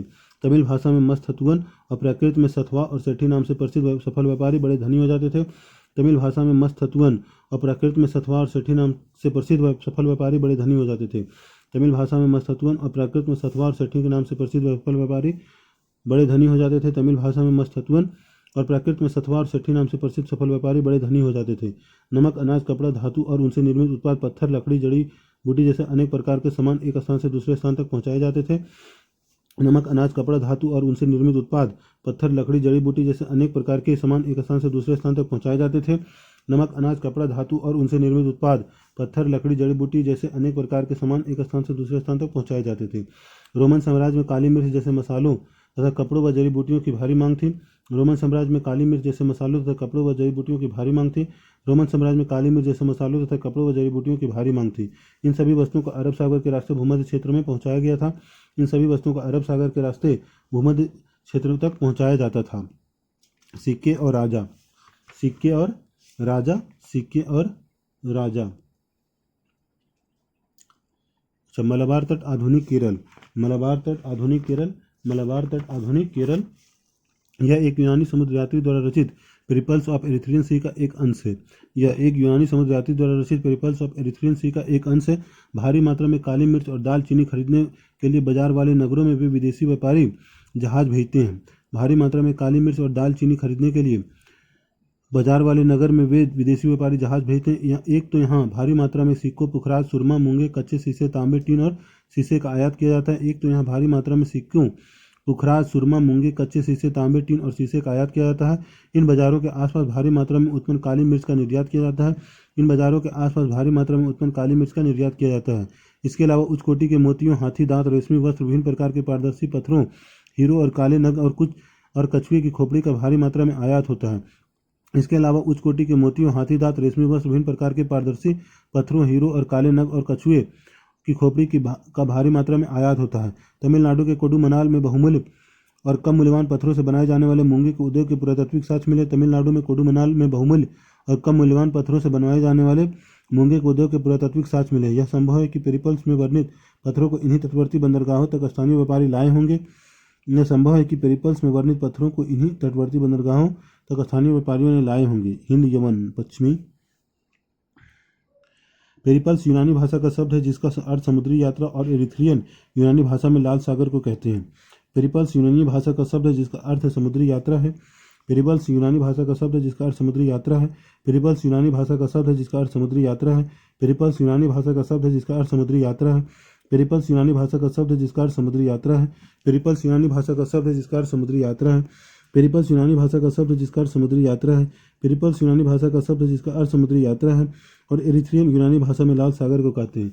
और एरिथ्रियन यूनानी भाषा में लाल सागर को कहते हैं। और एरिथ्रियन यूनानी भाषा में लाल सागर को कहते हैं। और एरिथ्रियन यूनानी भाषा में लाल सागर को कहते हैं। और एरिथ्रियन यूनानी भाषा में लाल सागर को कहते हैं। एरिथ्रियन यूनानी भाषा में लाल सागर को कहते हैं। एरिथ्रियन यूनानी भाषा में लाल सागर को कहते हैं। सिक्के और राजा। सिक्के और राजा। सिक्के और राजा। सिक्के और राजा। सिक्के और राजा। व्यापार के लिए सिक्कों के प्रचलन से विनिमय कुछ हद तक आसान हो गया था। व्यापार के लिए सिक्कों के प्रचलन से विनिमय कुछ हद तक आसान हो गया था। चांदी और तांबे के आहत सिक्के सबसे पहले ढाले गए और प्रयोग में आए। चांदी और तांबे के आहत सिक्के सबसे पहले ढाले गए और प्रयोग में आए। चांदी और तांबे के आहत सिक्के सबसे पहले ढाले गए और प्रयोग में आए। पूरे उपमहाद्वीप की खुदाई के दौरान इस प्रकार के सिक्के मिले हैं। मुद्रा शास्त्रियों ने इनका और अन्य सिक्कों का अध्ययन करके उनके वाणिज्यिक प्रयोग से संभावित क्षेत्रों का पता लगाया है। पूरे उपमहाद्वीप में खुदाई के दौरान इस प्रकार के सिक्के मिले हैं। मुद्राशास्त्रियों ने इनका और अन्य सिक्कों के अध्ययन करके उनके वाणिज्यिक प्रयोग के संभावित क्षेत्रों का पता लगाया है। आहत सिक्के पर बने प्रतीकों को उन विशेष मौर्य वंश जैसे राजवंशों के प्रतीकों से मिलाकर पहचान करने की कोशिश की गई तो पता चला कि इन सिक्कों को राजाओं ने जारी किया था। आहत सिक्कों पर बने प्रतीकों को उन विशेष मौर्य वंश जैसे राजवंशों के प्रतीकों से मिलाकर पहचान करने की कोशिश की गई तो पता चला कि इन सिक्कों को राजाओं ने जारी किया था।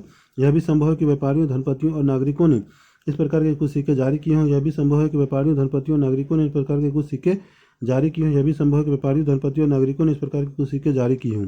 शासकों की प्रतिमा और नाम के साथ सबसे पहले सिक्के हिंद यूनानी शासकों ने जारी किए थे, जिन्होंने द्वितीय शताब्दी ईसा पूर्व में महाद्वीप के पूर्वोत्तर क्षेत्र पर अपना नियंत्रण स्थापित किया था। शासकों की प्रतिमा और नाम के साथ सबसे पहले सिक्के हिंद यूनानी शासकों ने जारी किए थे, जिन्होंने द्वितीय शताब्दी ईस्वी पूर्व में महाद्वीप के पूर्वोत्तर क्षेत्र पर अपना नियंत्रण स्थापित किया था। शासकों की प्रतिमा और नाम के साथ सबसे पहले सिक्के हिंद यूनानी शासकों ने जारी किए थे, जिन्होंने द्वितीय शताब्दी ईस्वी पूर्व में महाद्वीप के पूर्वोत्तर क्षेत्र पर अपना नियंत्रण स्थापित किया था। सोने के सिक्के सबसे पहले प्रथम शताब्दी ईस्वी में कुषाण राजाओं ने जारी किए थे। इसके आकार और वजन तत्कालीन रोमन सम्राटों तथा ईरान के पार्थियन शासकों द्वारा जारी किए गए सिक्कों के बिल्कुल समान थे। सोने के सिक्के सबसे पहले प्रथम शताब्दी ईस्वी में कुषाण राजाओं ने जारी किए थे। इनके आकार और वजन तत्कालीन रोमन सम्राटों तथा ईरान के पार्थियन शासकों द्वारा जारी किए गए सिक्कों के बिल्कुल समान थे। सोने के सिक्के सबसे पहले प्रथम शताब्दी ईस्वी में कुषाण राजाओं ने जारी किए थे। इनके आकार और वजन तत्कालीन रोमन सम्राटों तथा ईरान के पार्थियन शासकों द्वारा जारी किए गए सिक्के के बिल्कुल समान थे। उत्तर और मध्य भारत में कई पुरास्थलों पर ऐसे सिक्के मिले हैं। उत्तर और मध्य भारत के कई पुरास्थलों पर ऐसे सिक्के मिले हैं। सोने के सिक्कों में व्यापक प्रयोग से संकेत मिलता है कि बहुमूल्य वस्तुओं और भारी मात्रा में वस्तुओं का विनिमय किया जाता था। सोने के सिक्के के व्यापक प्रयोग से संकेत मिलता है कि बहुमूल्य वस्तुओं और भारी मात्रा में वस्तुओं का विनिमय किया जाता था। इसके अलावा दक्षिण भारत के अनेक पुरास्थलों से बड़ी संख्या में रोमन सिक्के मिले हैं, जिनसे यह स्पष्ट है कि व्यापारिक तंत्र राजनीतिक सीमाओं से बंधा नहीं था, क्योंकि दक्षिण भारत रोमन साम्राज्य के अंतर्गत न होते हुए व्यापारिक दृष्टि से रोमन साम्राज्य से संबंधित था। इसके अलावा दक्षिण भारत के अनेक पुरास्थलों से बड़ी संख्या में रोमन सिक्के मिले, जिनसे यह स्पष्ट है कि व्यापारिक तंत्र राजनीतिक सीमाओं से बंधा नहीं था, क्योंकि दक्षिण भारत रोमन साम्राज्य के अंतर्गत न होते हुए व्यापारिक दृष्टि से रोमन साम्राज्य से ही संबंधित था। इसके अलावा दक्षिण भारत के अनेक पुरास्थलों से बड़ी संख्या में रोमन सिक्के मिले, जिनसे यह स्पष्ट होता है कि व्यापारिक तंत्र राजनीतिक सीमाओं से बंधा नहीं था, क्योंकि दक्षिण भारत में रोमन साम्राज्य के अंतर्गत न होते हुए व्यापारिक दृष्टि से रोमन साम्राज्य से संबंधित था। पंजाब और हरियाणा जैसे क्षेत्रों में यौधे कबायली गणराज्यों ने भी सिक्के जारी किए थे। पंजाब और हरियाणा जैसे क्षेत्रों में यौधे कबायली गणराज्यों ने भी सिक्के जारी किए थे। पंजाब और हरियाणा जैसे क्षेत्रों में यौधे कबायली गणराज्यों ने भी सिक्के जारी किए थे। पंजाब और हरियाणा जैसे क्षेत्रों में यौधे कबायली गणराज्यों ने भी सिक्के जारी किए थे। पुराविदों को यौधे शासकों द्वारा जारी तांबे के सिक्के हजारों की संख्या मिले हैं, जिनसे यौधे के व्यापार में रुचि और सहभागिता परिलक्षित होती है। पुराविदों को यौधे शासकों द्वारा जारी तांबे के सिक्के हजारों की संख्या में मिले, जिनसे यौधे के व्यापार में रुचि और सहभागिता परिलक्षित होती है। सोने के सबसे भव्य सिक्कों में से कुछ गुप्त शासकों ने जारी किए। इनमें आरंभिक सिक्कों में प्रयुक्त सोना अति उत्तम था।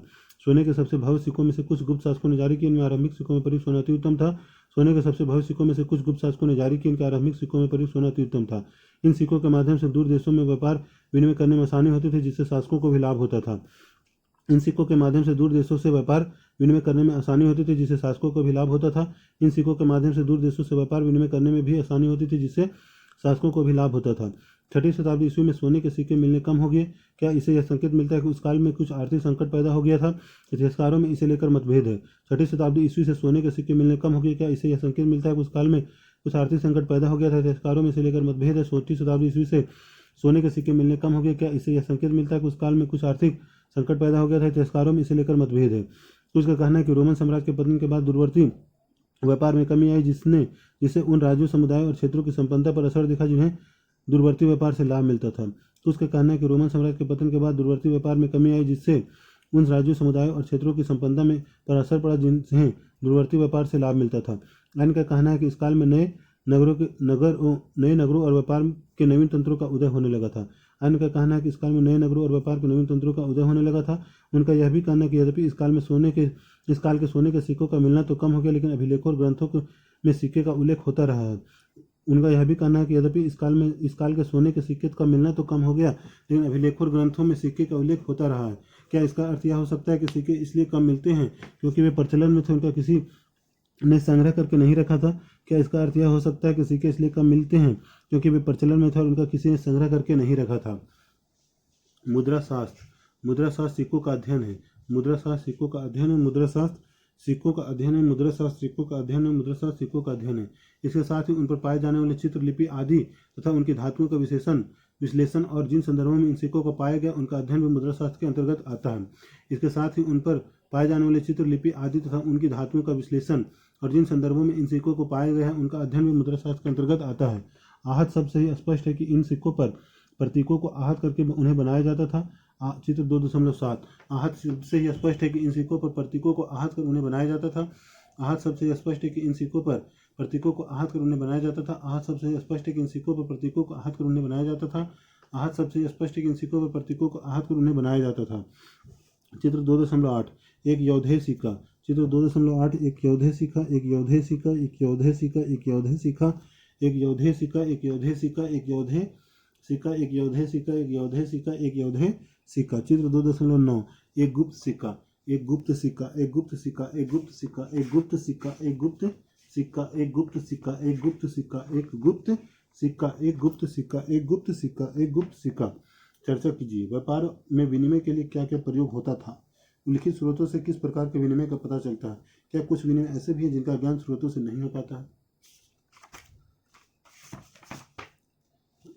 मूल बातें 7 मूल बातें अभिलेखों का अर्थ कैसे निकाला जाता है?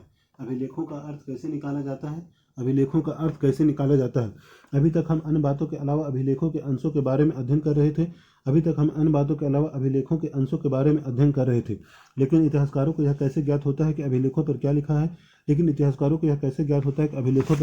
है? चित्र 2.10 अशोक का एक अभिलेख। चित्र 2.10 अशोक का एक अभिलेख। चित्र 2.10 अशोक का एक अभिलेख। अशोक का एक अभिलेख। अशोक का एक अभिलेख। अशोक का एक अभिलेख। अशोक का एक अभिलेख। अशोक का एक अभिलेख। अशोक का एक अभिलेख। अशोक का एक अभिलेख। अशोक का एक अभिलेख। ब्राह्मी लिपि का अध्ययन। ब्राह्मी लिपि का अध्ययन। ब्राह्मी लिपि का अध्ययन। आधुनिक भारतीय भाषाओं में प्रयुक्त लगभग सभी लिपियों का मूल ब्राह्मी लिपि है। आधुनिक भारतीय भाषाओं में प्रयुक्त लगभग सभी लिपियों का मूल ब्राह्मी लिपि है। आधुनिक भारतीय भाषाओं में प्रयुक्त लगभग सभी लिपियों का मूल ब्राह्मी लिपि है। ब्राह्मी लिपि का प्रयोग अशोक के अभिलेख में किया गया है। ब्राह्मी लिपि का प्रयोग अशोक के अभिलेख में किया गया है। ब्राह्मी लिपि का प्रयोग अशोक के अभिलेख में किया गया है। 18वीं सदी से यूरोपीय विद्वानों ने भारतीय पंडितों की सहायता से आधुनिक बंगाली और देवनागरी लिपि में कई पांडुलिपियों का अध्ययन शुरू किया और उनके अक्षरों की प्राचीन अक्षरों के नमूने से तुलना शुरू की। 18वीं सदी से यूरोपीय विद्वानों ने भारतीय पंडितों की सहायता से आधुनिक बंगाली और देवनागरी लिपि में कई पांडुलिपियों का अध्ययन शुरू किया और उनके अक्षरों की प्राचीन अक्षरों के नमूने से तुलना शुरू की।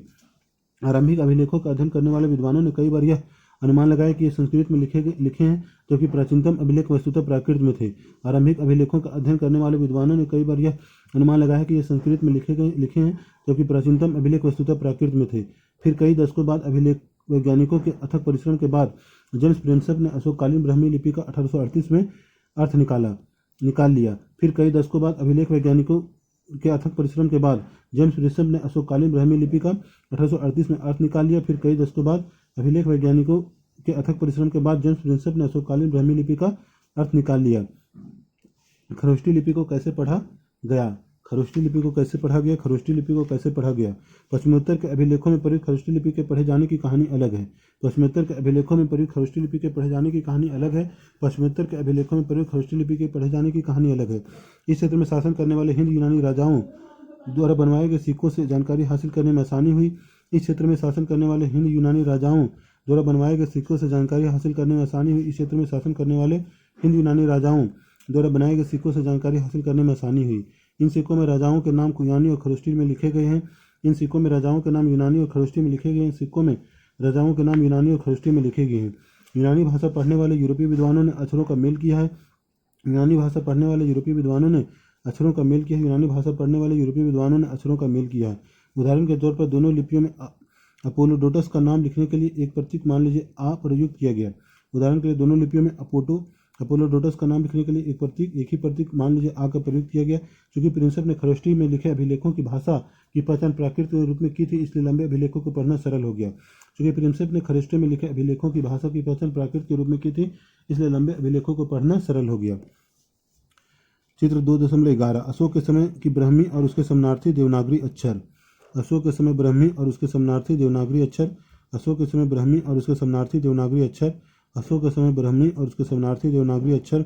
अशोक के समय ब्राह्मी और उसके शरणार्थी देवनागरी अक्षर। अशोक के समय ब्राह्मी और उसके शरणार्थी देवनागरी अक्षर।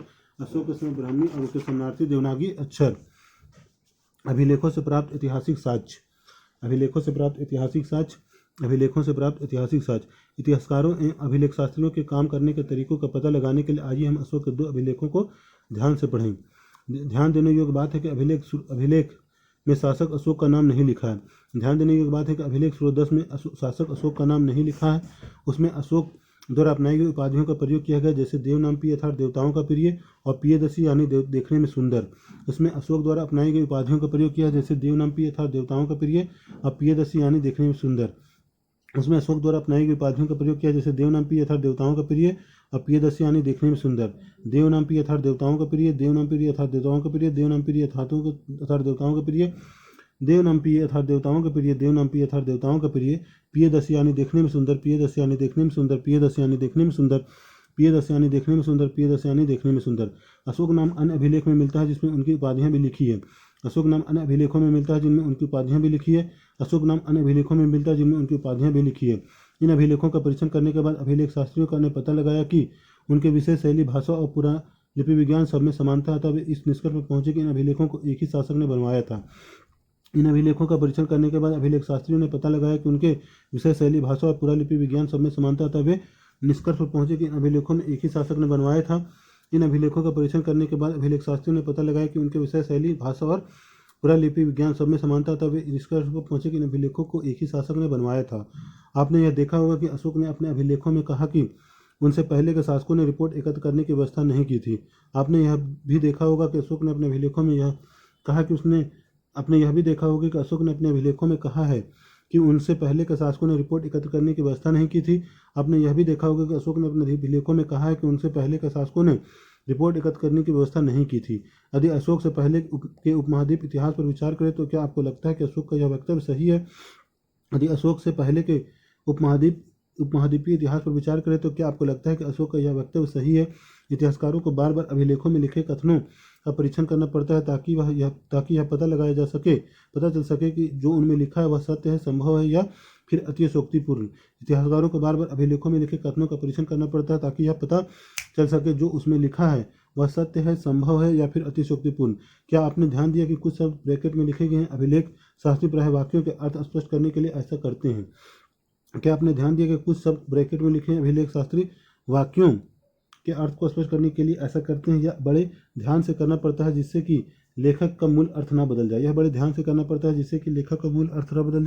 इतिहासकारों को और भी परीक्षण करने पड़ते हैं। यदि राजा के आदेश यातायात मार्गों के किनारे और नगरों के पास प्राकृतिक पत्थरों पर उत्कीर्णित थे तो क्या वहां से आने जाने वाले लोग उन्हें पढ़ने के लिए उस स्थान पर रुकते थे?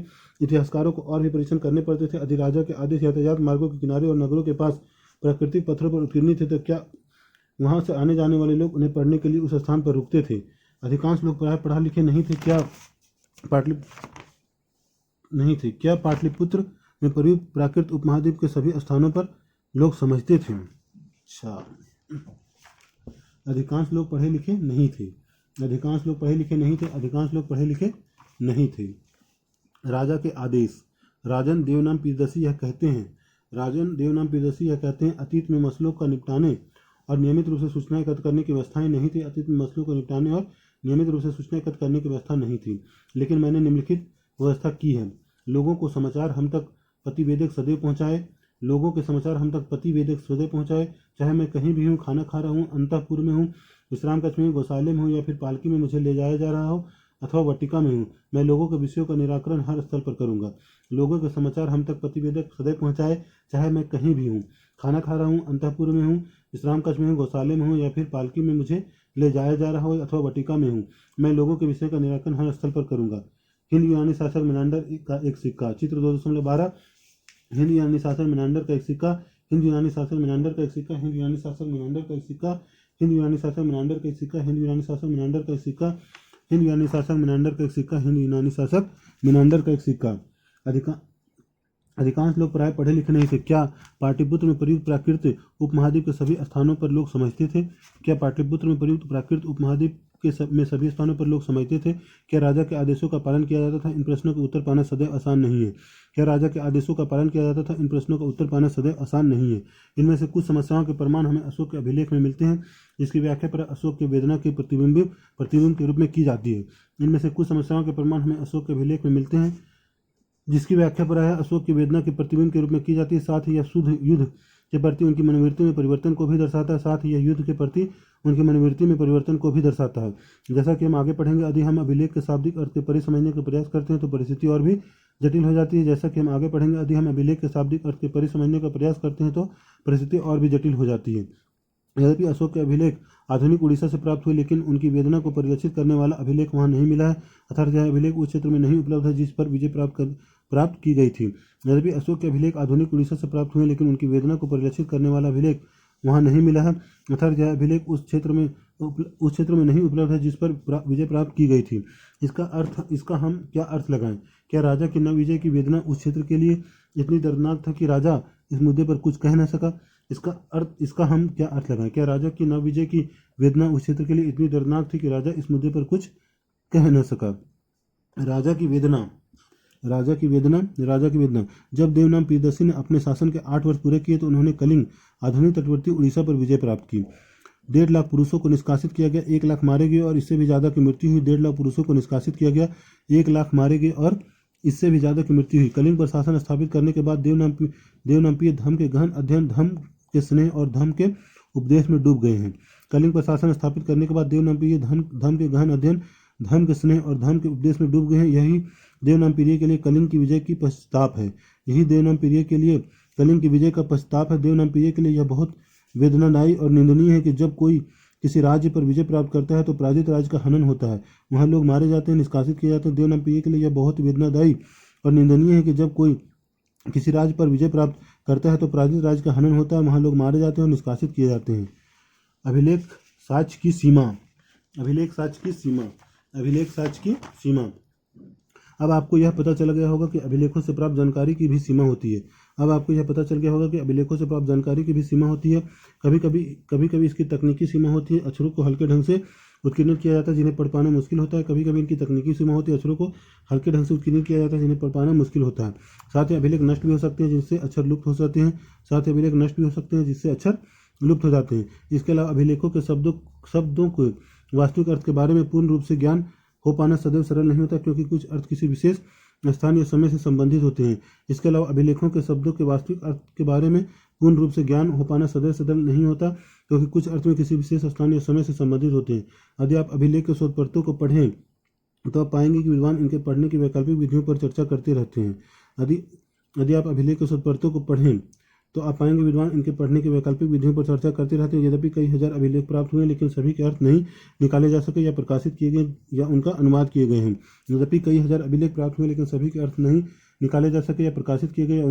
गए हैं। इसके अतिरिक्त और अन्य अभिलेख रहे होंगे जो कालांतर में सुरक्षित नहीं बचे हैं, इसलिए जो अभिलेख अभी उपलब्ध है वह संभवतः कुल अभिलेखों के अंश मात्र है। इसके अतिरिक्त और अभिलेख रहे होंगे जो कालांतर में सुरक्षित नहीं बचे, इसलिए जो अभिलेख अभी उपलब्ध है वह संभवतः कुल अभिलेखों के अंश मात्र है। इसके अतिरिक्त एक और मौलिक समस्या यह जरूरी नहीं कि जिसे आज हम राजनीतिक और आर्थिक रूप से महत्वपूर्ण मानते हैं उन्हें अभिलेखों में अंकित किया गया है।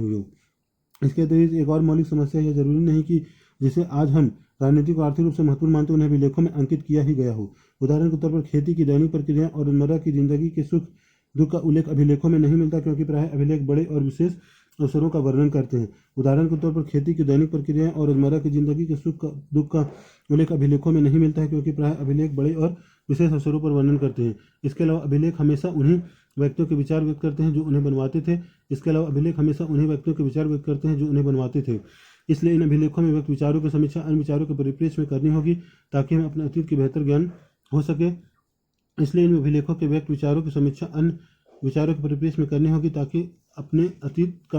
हो सके। अर्थात राजनीतिक और आर्थिक इतिहास का पूर्ण ज्ञान मात्र अभिलेख शास्त्र से ही नहीं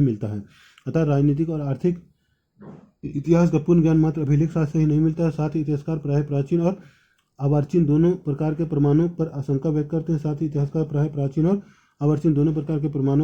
व्यक्त करते हैं। 19वीं सदी के आखिरी दशक और 20वीं सदी के प्रारंभ में इतिहासकार प्रमुख रूप से राजाओं के इतिहास में रुचि रखते थे। 19वीं सदी के आखिरी दशकों और 20वीं सदी के प्रारंभ में इतिहासकार प्रमुख रूप से राजाओं के इतिहास में रुचि रखते थे। 20वीं सदी के मध्य से आर्थिक परिवर्तन विभिन्न सामाजिक समुदायों के उदय के विषय में महत्वपूर्ण बन गए। हाल के दशकों में ऐसे समुदायों के प्रति इतिहासकार की रुचि बढ़ी है जो